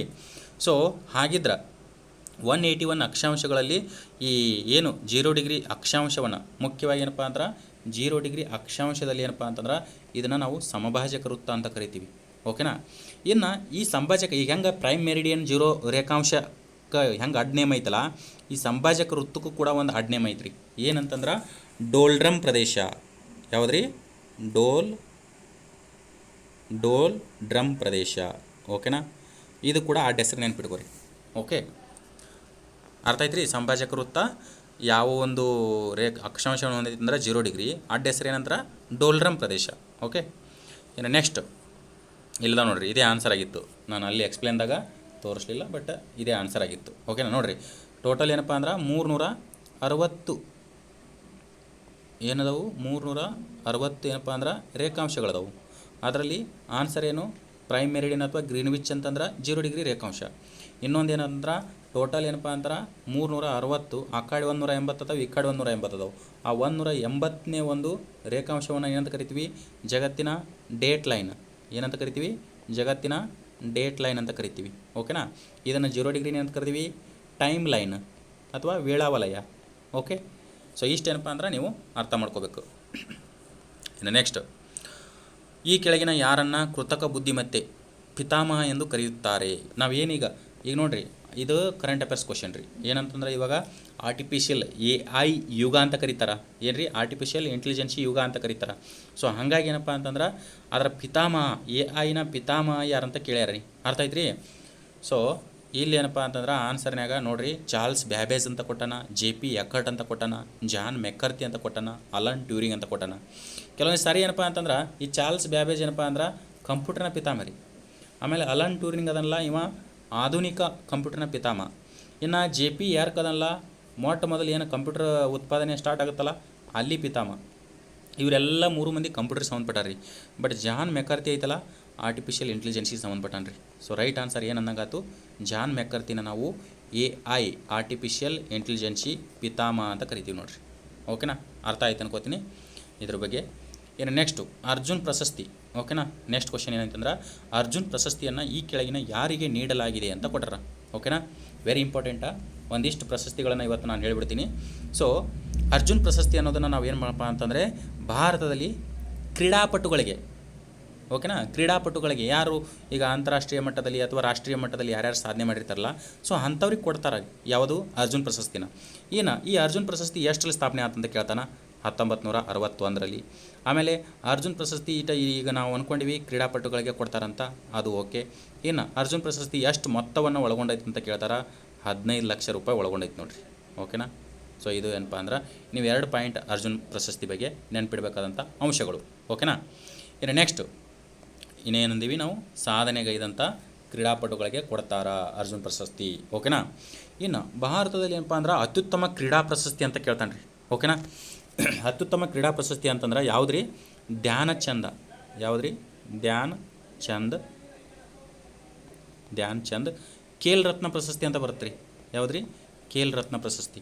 Very important. ಭಾರತದಲ್ಲಿ ಏನಪ್ಪ ಅಂತಂದ್ರೆ ಈಗ ನಾಗರಿಕ ಅತ್ಯುತ್ತಮ ಅಂದ್ರೆ ನಾವು ಭಾರತ ರತ್ನ ಅಂತ ಹೇಳ್ತೀವಿ. ಆಮೇಲೆ ಸಾಹಿತ್ಯದ ಅತ್ಯುತ್ತಮ ಅಂದ್ರೆ ಜ್ಞಾನಪೀಠ ಅಂತ ಹೇಳ್ತೀವಿ. ಅದೇ ಥರ ಕ್ರೀಡೆಯಲ್ಲಿ ಅತ್ಯುತ್ತಮ ಪ್ರಶಸ್ತಿ ಯಾವುದಾದ್ರೂ ಇದ್ರೆ ಭಾರತದಲ್ಲಿ ಅದು ಏನಪ್ಪ ಅಂತಂದ್ರೆ ಧ್ಯಾನಚಂದ ಖೇಲ್ ರತ್ನ ಪ್ರಶಸ್ತಿ. ಈ ಪ್ರಶಸ್ತಿಯನ್ನು ಏನಪ್ಪ ಅಂತಂದ್ರೆ ಸ್ಥಾಪನೆ ಈಗ ಅರ್ಜುನ್ ಪ್ರಶಸ್ತಿ ಅಂದ್ರೆ 1961 ಅಂತೀವಿ. ಬಟ್ ಇದು ಏನಪ್ಪ ಅಂದ್ರೆ 1992ರಲ್ಲಿ ಸ್ಥಾಪನೆ ಆಗುತ್ತಾ. ಮೊಟ್ಟ ಮೊದಲು ಯಾರಿಗೆ ಕೊಡ್ತಾರಪ್ಪ ಅಂತ ಕೇಳ್ತಾರೆ? ವಿಶ್ವನಾಥ್ ಆನಂದ್ ಅವರಿಗೆ ಕೊಡ್ತಾರೆ. ವಿಶ್ವನಾಥ್ ಆನಂದ್ ಅವರು ಎದ್ರಾಗ ಫೇಮಸ್ಸಪ್ಪ ಅಂತಂದ್ರೆ ಚೆಸ್ನಲ್ಲಿ ಫೇಮಸ್ ಇದ್ದಾರೆ. ಓಕೆನಾ? ಅರ್ಥ ಆಯ್ತು ಅನ್ಕೋತೀನಿ. ಇನ್ನೊಂದು ಕೇಳ್ತಾನೆ ಈ ಕ್ರೀಡೆಗೆ ಸಂಬಂಧಪಟ್ಟಂಗೆ, ಯಾವುದಪ್ಪ ಅಂದ್ರೆ ದ್ರೋಣಾಚಾರ್ಯ ಪ್ರಶಸ್ತಿ. ಯಾವುದ್ರಿ? ದ್ರೋಣಾಚಾರ್ಯ. ಓಕೆನಾ? ದ್ರೋಣಾಚಾರ್ಯ ಪ್ರಶಸ್ತಿ. ಹಾಗಂದ್ರೆ ಈ ದ್ರೋಣಾಚಾರ್ಯ ಪ್ರಶಸ್ತಿ ಯಾರಿಗೆ ಕೊಡ್ತಾರೆ ರೀ? ಈಗ ಕ್ರೀಡಾಪಟುಗಳಿಗೆ ಒಂದು ಅತ್ಯುತ್ತಮವಾಗಿ ಬಂದ್ರೆ ಧ್ಯಾನಚಂದ್ರ ಖೇಲ್ ರತ್ನ ಪ್ರಶಸ್ತಿ ಕೊಡ್ತಾರೆ. ಇನ್ನೊಂದು ಏನಪ್ಪ ಅಂದ್ರೆ ನಾರ್ಮಲ್ ಆಗಿ ಈ ರಾಷ್ಟ್ರೀಯ ಮಟ್ಟದಲ್ಲಿ ಅಥವಾ ಅಂತಾರಾಷ್ಟ್ರೀಯ ಮಟ್ಟದಲ್ಲಿ ಒಂದೆರಡು ಇದು ಮಾಡಿದ್ರೆ ಅರ್ಜುನ್ ಪ್ರಶಸ್ತಿ ಕೊಡ್ತಾರೆ. ಬಟ್ ದ್ರೋಣಾಚಾರ್ಯ ಯಾರಿಗೆ ಕೊಡ್ತಾರಪ್ಪ ಅಂತಂದ್ರೆ ಏನು ತರಬೇತಿ ಕೊಟ್ಟಿರ್ತಾರಲ್ಲ ಅವರಿಗೆ, ಕ್ರೀಡಾಪಟುಗಳಿಗೆ ಏನು ತರಬೇತಿ ಕೊಟ್ಟಿರ್ತಾರಲ್ಲ, ಯಶಸ್ವಿ ತರಬೇತಿ ಕೊಟ್ಟಂಥವ್ರಿಗೆ ಏನಪ್ಪ ಅಂದ್ರೆ ಸುಮಾರು 15 ಲಕ್ಷ ಮೊತ್ತವನ್ನು ಒಳಗೊಂಡಂಥ ದ್ರೋಣಾಚಾರ್ಯ ಪ್ರಶಸ್ತಿಯನ್ನು ಕೊಡ್ತಾರೆ. ಓಕೆನಾ? ಇನ್ನು ಆವಾಗಲೇ ಒಂದು ಬಿಟ್ಟಿವಿ ನಾವು ಏನಂತಂದ್ರೆ ಈ ಧ್ಯಾನಚಂದ್ರ ಖೇಲ್ ರತ್ನ ಪ್ರಶಸ್ತಿ ಏನಪ್ಪ ಅಂದ್ರೆ 1992ರ ಸ್ಥಾಪನೆ ಆಯಿತು. ಓಕೆನಾ? I agree. ಆಮೇಲೆ ಮೊದಲು ಏನಪ್ಪ ಅಂದ್ರೆ ವಿಶ್ವನಾಥ್ ಆನಂದ್ ಅವ್ರಿಗೂ ಕೊಟ್ಟರು. ಆದ್ರೆ ಇದಕ್ಕೆ ಮೊತ್ತ ಎಷ್ಟು ಕೊಡ್ತಾರಂದ್ರೆ 25 ಲಕ್ಷ ರೂಪಾಯಿ ಕೊಡ್ತಾರೆ. ಅರ್ಥ ಐತ್ರಿ? ಇವೆರಡಕ್ಕೂ ಏನು ಅರ್ಜುನ್ ಪ್ರಶಸ್ತಿಗೆ ಮತ್ತು ದ್ರೋಣಾಚಾರ್ಯ ಪ್ರಶಸ್ತಿಗೆ 15 ಲಕ್ಷ. ಬಟ್ ಯಾವಾಗ ಅತ್ಯುತ್ತಮ ಅಂತ ಬಂದಾಗ ಎಷ್ಟು ಕೊಡ್ತಾರಂದ್ರೆ ಖೇಲ್ ರತ್ನ ಪ್ರಶಸ್ತಿಗೆ 25 ಲಕ್ಷ ಕೊಡ್ತಾರೆ ನೋಡ್ರಿ. ಓಕೆನಾ? ಇನ್ನು ನೆಕ್ಸ್ಟು ಕಾಶ್ಮೀರ ಕಣಿವೆ ಮುಖ್ಯ ನಗರ ಅಂದ್ರೆ ಈ ಸಾಮಾನ್ಯವಾಗಿ ಏನಪ್ಪ ಅಂದ್ರೆ ಜಮ್ಮು ಕಾಶ್ಮೀರದಲ್ಲಿ ಏನಪ್ಪ ಅಂದ್ರೆ ಕಾಶ್ಮೀರ ಕಣಿವೆ ಕಂಡುಬರುತ್ತಂತ. ಅದರಲ್ಲಿ ಮುಖ್ಯ ನಗರ ಯಾವುದು ಅಂತ ಕೇಳೋಣ. ಓಕೆನಾ? ಇನ್ನು ಆಪ್ಷನ್ದಾಗ ನೋಡ್ರಿ ಏನು ಕೊಟ್ಟಾನಪ್ಪ ಅಂದ್ರೆ ಪಠಾನ್ ಕೋಟ್ ಅಂತ ಕೊಟ್ಟಾನ. ಇದು ಪಂಜಾಬ್ ಹರಿಯಾಣದಲ್ಲಿ ಬರುತ್ತೆ. ಇನ್ನು ಕುಪ್ಪಾವರ್ ಅಂತ ಕೊಟ್ಟಾನ, ಅಲ್ಲೇ ಬರುತ್ತಾ. ಬಟ್ ಮುಖ್ಯವಾಗಿ ಏನಂತಂದ್ರೆ ಜಮ್ಮು ಕಾಶ್ಮೀರದ ಒಂದು ಕಣಿವೆಯಲ್ಲಿ ಯಾವುದು ಕಂಡು ಬರುತ್ತಪ್ಪ ಅಂದ್ರೆ ಶ್ರೀನಗರ ಕಂಡು ಬರುತ್ತೆ ರೀ. ಓಕೆನಾ? ಶ್ರೀನಗರ. ಈಗ ಜಮ್ಮು ಕಾಶ್ಮೀರದ ಒಂದು ಬೇಸಿಗೆ ರಾಜಧಾನಿ ಮತ್ತು ಜಮ್ಮು ಕಾಶ್ಮೀರದ ಒಂದು ಚಳಿಗಾಲದ ರಾಜಧಾನಿ ಇದು ಐತಲ್ರಿ. ಮುಖ್ಯವಾಗಿ ಶ್ರೀನಗರನ ನಾವು ಏನಂತ ಕರಿತೀವಿ, ಬೇಸಿಗೆ ರಾಜಧಾನಿ ಅಂತ ಕರಿತೀವಿ ರೀ. ಓಕೆನಾ, ಬೇಸಿಗೆ. ಯಾಕಂತಂದ್ರೆ ಈ ಜಮ್ಮು ಅಲ್ಲಿ ಏನಪ್ಪ ಅಂತಂದ್ರೆ ಚಳಿಗಾಲದಲ್ಲಿ ಜಮ್ಮು, ಓಕೆನಾ, ರಾಜಧಾನಿ. ಇಲ್ಲಿ ಏನಪ್ಪ ಅಂದ್ರೆ ಚಳಿಗಾಲದಲ್ಲಿ ಐಸ್ ಪೂರ್ತಿ ಏನಪ್ಪ ಅಂದ್ರೆ ಗಟ್ಟಿಯಾಗಿರ್ತೈತಿ, ಆವಾಗ ಅದನ್ನ ರಾಜಧಾನಿಯಾಗಿ ಮಾಡಿ ಇಟ್ಕೋಬೋದು. ಆದ್ರೆ ಬೇಸಿಗೆಯಲ್ಲಿ ಏನಪ್ಪ ಅಂತಂದ್ರೆ ಸಾಮಾನ್ಯವಾಗಿ ಆ ಐಸ್ ಕರಗಕ್ಕೆ ಸ್ಟಾರ್ಟ್ ಆಗುತ್ತೆ ರೀ. ಸೊ ಹಾಗಾಗಿ ಅಲ್ಲಿ ಏನಪ್ಪ ಅಂದ್ರೆ ಕೆಲವೊಂದಿಷ್ಟು ಪ್ರವಾಹಗಳು ಅಥವಾ ಮತ್ತೊಂದು ಸಂಭವಿಸ್ತಾವೆ. ಹಾಗಾಗಿ ಬೇಸಿಗೆ ರಾಜಧಾನಿ ಅಂತ ಯಾವ್ದನ್ನ ಕರಿತೀವಿ ಅಂದ್ರೆ ಶ್ರೀನಗರ ಕರಿತೀವಿ. ಓಕೆನಾ, ಶ್ರೀನಗರ ಕರಿತೀವಿ ನೋಡ್ರಿ. ಓಕೆನಾ, ನೆಕ್ಸ್ಟ್ ಏನಪ್ಪ ಅಂತಂದ್ರೆ ಈ ಕೆಳಗಿನ ಯಾವ ಭೂಮಿಯನ್ನು ಮಧ್ಯರಾತ್ರಿ ಸೂರ್ಯ ಉದಯಿಸುವ ನಾಡು ಅಂತ ಕರೀತಾರೆ? ಏನ್ರಿ, which of the following land is known as mid night Sunrise land ಅಂತ ಕರೀತಾರೆ. ಓಕೆನಾ, ಸೊ ಇಲ್ಲಿ ಏನಂತಂದ್ರೆ ಆಪ್ಷನ್ ನೋಡ್ಬೇಕು ಫಸ್ಟ್. ಮಿಡ್ ನೈಟ್, ಈಗ ಮಧ್ಯರಾತ್ರಿ ಸೂರ್ಯ ಉದಯಿಸುವ ನಾಡು ಅಂತಂದಾಗ ಸೊ ಸಾಮಾನ್ಯವಾಗಿ ಏನಪ್ಪ ಅಂದ್ರೆ ಬರೀ ಸೂರ್ಯ ಉದಯಿಸುವ ನಾಡು ಅಂದಿದ್ನಂದ್ರೆ ಜಪಾನ್ ಆಗ್ತಿತ್ತು. ಅವೇನು ಎರಡು ಮೇಡನ ಮಧ್ಯರಾತ್ರಿ ಸೂರ್ಯ ಉದಯಿಸುವ ನಾಡು ಎಲ್ಲಿ, ನಾರ್ವೇದಲ್ಲಿ ಬರುತ್ತೆ ರೀ. ಅರ್ಥ ಆಯ್ತು ರೀ? ಸೊ ಎರಡು ಡಿಫ್ರೆನ್ಸ್ ಅದಾವ ಆನ್ಸರ್. ಓಕೆ, ನೆಕ್ಸ್ಟ್ ಸತ್ಯಮೇವ ಜಯತೆ ಎಂಬುದನ್ನು ನಾವು ಮಾರ್ನಿಂಗ್ ಕನ್ನಡ ಸೆಕ್ಷನ್ನಲ್ಲಿ ಯಾರ್ಯಾರು ಕನ್ನಡ ನೋಡಿದ್ರಲ್ಲ ಅಲ್ಲಿ ಗೊತ್ತಾಗುತ್ತಿದ್ದು. ಈ ಸತ್ಯಮೇವ ಜಯತೆ ಎಂಬುದನ್ನು ಎಲ್ಲಿಂದ ತೊಗೊಂಡಾರ ಅಂತ ಕೇಳ್ಯಾರ. ಓಕೆನಾ, ಸೊ ಸತ್ಯಮೇವ ಜಯತೆ ಅನ್ನೋದು ಏನಪ್ಪ ಅಂದ್ರೆ ಸಾಮಾನ್ಯವಾಗಿ ಇದನ್ನು ಉಪನಿಷತ್ತು, ಯಾವ ಉಪನಿಷತ್ತಪ್ಪ ಅಂತಂದ್ರೆ ಮಂಡೋಕ ಉಪನಿಷತ್ತಿಂದ ತೊಗೊಂಡಾರ್ರಿ. ಓಕೆನಾ, ಇದು ಸಾಮಾನ್ಯವಾಗಿ ದೇವನಾಗರಿ ಲಿಪಿಯಲ್ಲಿ ಐತಿ. ಮಾರ್ನಿಂಗ್ ನಾವು ಕನ್ನಡ ಸೆಕ್ಷನಲ್ಲಿ ದೇವನಾಗರಿ ಲಿಪಿ ಬಗ್ಗೆ ನೋಡಿದ್ವಿ. ಸೊ ಆ ಒಂದು ಲಿಪಿಯಲ್ಲಿ ಮಂಡೋಕ ಉಪನಿಷತ್ತಿನಿಂದ ತೊಗೊಂಡಾರ ನೋಡ್ರಿ. ಓಕೆನಾ, ಸೊ ಇದು ಭಾರತದ ಒಂದು ದೇಹವಾಕ್ಯ ಅಂತ ಕರಿಬೋದು. ಓಕೆ, ನೆಕ್ಸ್ಟ್ ಚಿಲ್ಕಾ ಸರೋವರ ಏನ್ರಿ, ಕ್ವಶನ್ ಏನಂದ್ರಿ, ಚಿಲ್ಕಾ ಸರೋವರ ಎಲ್ಲಿ ಕಂಡು ಬರುತ್ತದೆ ಅಂತ ಕೇಳೋಣ. ವೆರಿ ಇಂಪಾರ್ಟೆಂಟ್ ರೀ. ನೋಡಿರಿ, ಭೌಗೋಳಿಕವಾಗಿ ಸೆಂಟ್ರಲ್ ಗೌರ್ಮೆಂಟ್ನಾಗ ಏನಪ್ಪ ಅಂದ್ರೆ ಮೇಜರಾಗಿ ಕೇಳುವಂಥದ್ದು ಏನಪ್ಪ ಅಂದ್ರೆ ಅವು ಏನೋ ಒಂದು ಫೇಮಸ್ ಇರ್ಬೇಕು ರೀ ಪ್ರದೇಶ. ಭೌಗೋಳಿಕವಾಗಿ ಹೇಳಕತ್ತಿದ್ದ ನಾನು, ಇವನ್ ರಾಜ್ಯರು ಇತಿಹಾಸದಲ್ಲಿ ಫೇಮಸ್ ಇದ್ದುವ ಕೇಳ್ತಾನೆ. ಬಟ್ ಮುಖ್ಯವಾಗಿ ಏನಪ್ಪ ಅಂದ್ರೆ ಇಲ್ಲಿ ಚಿಲ್ಕಾ ಸರೋವರ ಕೇಳ್ಯಾನ್ರಿ. ಓಕೆನಾ, ಈ ಚಿಲ್ಕಾ ಸರೋವರ ಆಪ್ಷನ್ದಾಗ ನೋಡಿರಿ, ಒಡಿಸ್ಸಾ ಕೊಟ್ಟನ, ಬಿಹಾರ್ ಕೊಟ್ಟನ, ಮಧ್ಯಪ್ರದೇಶ ಕೊಟ್ಟನ. ಸೊ ಈ ಚಿಲ್ಕಾ ಸರೋವರ ಏನಪ್ಪ ಅಂತಂದ್ರೆ ಮುಖ್ಯವಾಗಿ ಎಲ್ಲಿ ಕಂಡು ಬರ್ತಪ್ಪ ಅಂತಂದ್ರೆ ಒಡಿಸ್ಸಾದಲ್ಲಿ ಕಂಡು ಬರುತ್ತಾ. ಓಕೆನಾ, ಸೊ ಇದನ್ನ ಯಾಕೆ ಕೇಳಬೇಕು ರೀ ಕ್ವಶನ್ನು. ಈ ಚಿಲ್ಕಾ ಸರೋವರ ಐತಲ್ರಿ ಭಾರತದಲ್ಲಿ, ಚಿಲ್ಕಾ ಸರೋವರ ಅನ್ನೋದು ಐತಲ್ರಿ ಭಾರತದಲ್ಲಿ ಅತಿ ದೊಡ್ಡ ಉಪ್ಪು ನೀರಿನ ಸರೋವರ. ಓಕೆನಾ, ಈಗ ಭಾರತ ಏನಪ್ಪ ಅಂದ್ರೆ ಈ ಕಡೆ ಏನಪ್ಪ ಅಂದರೆ ಪೂರ್ವ ಕರಾವಳಿಯಲ್ಲಿ, ಎಲ್ರಿ ಪೂರ್ವ ಕರಾವಳಿಯಲ್ಲಿ ಇಲ್ಲಿ ಒಡಿಸ್ಸಾ ಬರುತ್ತಲ್ರಿ. ಈ ಒಡಿಸ್ಸಾದಲ್ಲಿ ಏನಪ್ಪ ಅಂತಂದ್ರೆ ಈ ಕಡೆ ಏನಪ್ಪ ಅಂದ್ರೆ ಬಂಗಾಳ ಕೊಲ್ಲಿ ಐತ್ರಿ. ಓಕೆನಾ, ಬಂಗಾಳ ಕೊಲ್ಲಿ ಐತಿ. ಸೊ ಇಲ್ಲಿ ಒಡಿಸ್ಸಾದಲ್ಲಿ ಏನಪ್ಪ ಅಂದ್ರೆ ಒಂದು ಪ್ರದೇಶದಲ್ಲಿ ಏನಪ್ಪ ಅಂದ್ರೆ ಈ ಚಿಲ್ಕಾ ಸರೋವರ ಕಂಡುಬರುತ್ತೆ. ಅಂದ್ರೆ ಸಾಮಾನ್ಯವಾಗಿ ಬಂಗಾಳ ಕೊಲ್ಲಿಯ ಅಂದ್ರೆ ಸಮುದ್ರ ನೀರು ಯಾವಾಗ ಉಪ್ಪು ಇರ್ತೈತಲ್ಲ, ಈ ಉಪ್ಪು ನೀರನ್ನ ಹಂಚ್ಕೊಂಡೈತಿ. ಸೊ ಹಂಗಾಗಿ ಏನಪ್ಪ ಅಂದ್ರೆ ಚಿಲ್ಕಾ ಸರೋವರನ ನಾವು ಉಪ್ಪು ನೀರಿನ, ಭಾರತದ ಅತಿ ದೊಡ್ಡ ಉಪ್ಪು ನೀರಿನ ಸರೋವರ ಅಂತ ಕರಿತಾವ್ರಿ. ಓಕೆನಾ, ಇನ್ನೊಂದು ಹೆಸರಿನಿಂದ ಕರೀತಾರೆ ರೀ, ಏನಂದ್ರೆ ಲಗೂನ್ ಸರೋವರ, ಭಾರತದ ಅತಿ ದೊಡ್ಡ ಲಗೂನ್ ಸರೋವರ. ಲಗೂನ್ ಸರೋವರ ಅಂದರೆ ಇಷ್ಟೇ ಮೀನಿಂಗು. ಏನು ಇದು ಜಲಾಯನ ಪ್ರದೇಶದಿಂದ ಏನೈತಲ್ಲ, ಒಂದು ಸ್ವಲ್ಪ ಭೂಮಿಯನ್ನು ಅಕ್ರಮ ಮಾಡಿರ್ತೈತಲ್ಲ, ಇದೇ ಒಂದು ಈ ಭೂಮಿ ಅಕ್ರಮ ಮಾಡೋದಕ್ಕೆ ನಾವೇನಂತ ಕರಿತೀವಿ, ಲಗೂನ್ ಅಂತ ಕರಿತೀವಿ ರೀ. ಸೊ ಹಂಗಾಗಿ ಏನಪ್ಪ ಅಂತಂದ್ರೆ ಇದು ಭಾರತದ ಅತಿ ದೊಡ್ಡ ಉಪ್ಪು ನೀರಿನ ಸರೋವರ ಹಾಗೂ ಲಗೂನ್ ಸರೋವರ. ಓಕೆನಾ, ಇನ್ನು ಒಂದಿಷ್ಟು ಏನಪ್ಪ ಅಂದ್ರೆ ಸರೋವರದ ಬಗ್ಗೆ. ಈಗ ಚಿಲ್ಕಾ ಸರೋವರ ನಿಮ್ಗೆ ಕನ್ಕ್ಲೂಡ್ ಆಯಿತು. ಇನ್ನು ಭಾರತದಲ್ಲಿ ಏನಪ್ಪ ಅಂದ್ರೆ ಈ ಸಿಹಿ ನೀರಿನ ಅತಿ ದೊಡ್ಡ ಸರೋವರ ಅಂತ ಕೇಳ್ತಾರೆ, ಯಾವುದು, ಊಲಾರ್. ಓಕೆನಾ, ಊಲಾರ್ ಸರೋವರ ಎಲ್ಲಿ ಬರುತ್ತೆ ರೀ ಇದು. ಈಗ ಸಿಹಿ ನೀರಿನ, ಈಗ ಉಪ್ಪು ನೀರಿನ ಅಂತಂದ್ರೆ ಸಾಮಾನ್ಯವಾಗಿ ಸಮುದ್ರ ಗಡಿಯನ್ನು ಹಂಚ್ಕೊಂಡಿರ್ತಾವಂತ ಕ್ಲಾರಿಟಿ ಆಗೈತಿ. ಬಟ್ ಯಾವಾಗ ಸಿಹಿ ನೀರು ಅಂತ ಬರುತ್ತಲ್ಲ, ಸಾಮಾನ್ಯವಾಗಿ ಏನಪ್ಪ ಅಂತಂದರೆ ಇವು ನದಿಗಳಿಂದ ಸೃಷ್ಟಿಯಾಗಿರ್ತಾವೆ ರೀ.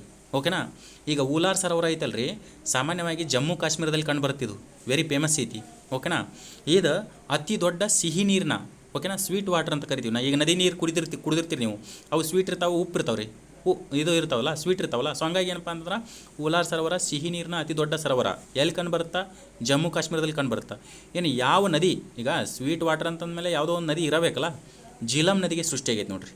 ಓಕೆನಾ, ಸೊ ಊಲಾರ್ ಅನ್ನೋದು ಸಾಮಾನ್ಯವಾಗಿ ಎಲ್ಲಿ ಕಂಡು ಬರುತ್ತೆ ಅಂತಂದ್ರೆ ಜಮ್ಮು ಮತ್ತು ಕಾಶ್ಮೀರದಲ್ಲಿ ಕಂಡು ಬರುತ್ತಾ, ಆಮೇಲೆ ಜಿಲಂ ನದಿಗೆ ಸೃಷ್ಟಿಯಾಗೈತಿ. ಓಕೆನಾ, ಸೊ ಒಂದು. ಇನ್ನು ಎರಡನೇದು ಏನಪ್ಪ ಅಂತಂದ್ರೆ ಈ ಸಾಂಬಾರ್ ಸರೋವರ ಅಂತ ಬರುತ್ತೆ ರೀ. ಯಾವುದು ರೀ, ಸಾಂಬಾರ್ ಸರೋವರ. ಇದ್ರ ಬಗ್ಗೆ ಹೇಳ್ಬೇಕಂತಂದ್ರೆ ಇದು ಏನಪ್ಪ ಅಂದ್ರೆ ಅತಿ ಹೆಚ್ಚು ಲವಣತೆ ಹೊಂದಿದ ಸರೋವರ ಆಗೈತೆ ನೋಡ್ರಿ. ಏನಂತಂದ್ರೆ ಲವಣತೆ, ಈಗ ಯಾವುದು ಏನು ಉಪ್ಪಿನ ಸರೋವರ ಮುಗೀತು, ಸಿಹಿ ನೀರಿನ ಸರೋವರ ಮುಗೀತು. ಇದೇನಪ್ಪ ಅಂದ್ರೆ ಲವಣತೆ ಹೊಂದಿದ ಸರೋವರ ಎಲ್ಲಿ ಕಂಡು ಬರುತ್ತೆ ರೀ? ರಾಜಸ್ಥಾನದಲ್ಲಿ. ಓಕೆನಾ, ರಾಜಸ್ಥಾನದಲ್ಲಿ ಕಂಡು ಬರುತ್ತಾ. ಸೊ ಏನು 3 ಸರೋವರ ಅದು. ಇನ್ನು ಮತ್ತೇನು ಕಂಡು ಬಿಡ್ತೈತೆ ರೀ ಅಪ್ಪ ಅಂತಂದ್ರೆ ಈ ಲೂನಾರ್ ಸರೋವರ ಅಂತ ಕಂಡು ಬರುತ್ತೆ. ಓಕೆನಾ, ಏನು ರೀ? Lunar. Okay, lunar. So lunar ಸರೋವರ ಎಲ್ಲಿ ಕಂಡು ಬರುತ್ತೆ ರೀ? ಯಾಕೆ ಇಂಪಾರ್ಟೆಂಟ್ ಅಂದ್ರೆ ಭಾರತದಲ್ಲಿ ಏನು ರೀ ಉಲ್ಕೆಗಳಿಂದ, ಎಲ್ರಿ ಯಾವುದ್ರಿ ಉಲ್ಕೆಗಳಂತ ಬರ್ತಾವೆ.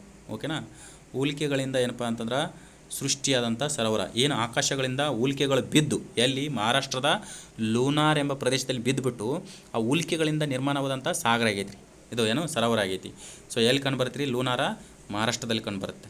ಓಕೆನಾ. ಸೊ ಈ ರೀತಿ ಏನಪ್ಪ ಅಂತಂದ್ರೆ ಸರೋವರಗಳ ಬಗ್ಗೆ ಮಾಹಿತಿ. ಇನ್ನೊಂದು ಏನಂತಾರೆ, ಭಾರತದಲ್ಲಿ ಅತಿ ಉದ್ದವಾದ ಸರೋವರ ಅಂತ ಕೇಳ್ತಾರೆ. ಯಾವುದಂತಂದ್ರೆ ವೆಂಬನಾಡು. ವೆಂಬನಾಡು ಇದು ಎಲ್ಲಿ ಕಂಡು ಬರುತ್ತಪ್ಪ ಅಂದ್ರೆ ಉದ್ದವಾಗೈತೆ ರೀ. ಓಕೆನಾ, ಕೇರಳದಲ್ಲಿ ಕಂಡು ಬರುತ್ತೆ. ಓಕೆ, ಕೇರಳದಲ್ಲಿ ಕಂಡುಬರುವಂಥ ಸರೋವರ. ಓಕೆನಾ. ಸೊ ನೆಕ್ಸ್ಟ್ 20ನೇ ಕ್ವಶನ್ನು ಮತ್ತು ಕೊನೆಯ ಕ್ವಶನ್, ಇದು ವೆರಿ ಇಂಪಾರ್ಟೆಂಟ್. ಓಕೆನಾ. ಇದು ಏನಪ್ಪ ಅಂತಂದ್ರೆ ಮಿಜೋರಾಂ ರಾಜ್ಯದ ರಾಜಧಾನಿ ಕೊಟ್ಟಿರುವಲ್ಲಿ ಮಿಜೋರಾಂ ರಾಜಧಾನಿ ಯಾವುದಂತ ಕೇಳೋಣ. ಓಕೆನಾ.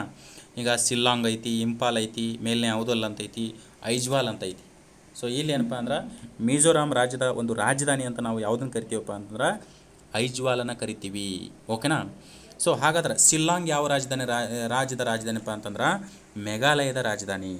ಇನ್ನು ಇಂಪಾಲ್ ಯಾವುದಪ್ಪ ಅಂತಂದ್ರೆ ಮಣಿಪುರದ ರಾಜಧಾನಿ. ಓಕೆನಾ.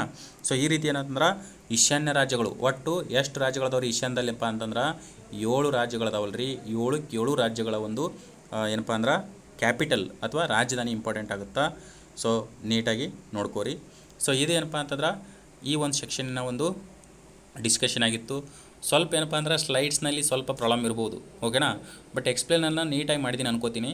ಸೊ ಇದೇ ಥರ ಏನಪ್ಪ ಅಂತಂದ್ರೆ ಕ್ಲಾಸನ್ನು ನೋಡಿರಿ. ಮತ್ತೊಂದು ಅಗ್ನಿವೀರ ಏನಪ್ಪ ಅಂತಂದರೆ ನಾವು 2 ದಿವ್ಸಕ್ಕೆ ಒಂದು ಸಾರಿಯಾರ ಅಥವಾ ಡೈಲಿಯಾರ.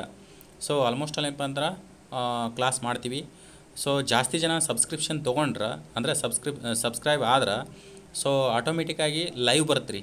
ಓಕೆನಾ, ಇನ್ನೂ ಲೈವ್ ಆನ್ ಆಗಿಲ್ಲ ಇದು ಚಾನಲ್. ನೀವೇನಾದರೂ ಜಾಸ್ತಿ ಜನ ಸಬ್ಸ್ಕ್ರೈಬ್ ಆದ್ರೆ ಲೈವ್ ಆನ್ ಆಗುತ್ತಾ. ಓಕೆನಾ, ಆವಾಗ ಲೈವ್ನಲ್ಲೇ ನಾವು ಡಿಸ್ಕಷನ್ ಮಾಡೋಣ. Okay. So thank you so much. ಇದು ಏನಾಗಿತ್ತಪ್ಪ ಅಂದ್ರೆ ಅಗ್ನಿವೀರದ್ದು ಡಿಸ್ಕಷನ್ ಆಗಿತ್ತು. ಎಲ್ಲರಿಗೂ ಶುಭ ಸಂಜೆ, ಗುಡ್ ನೈಟ್.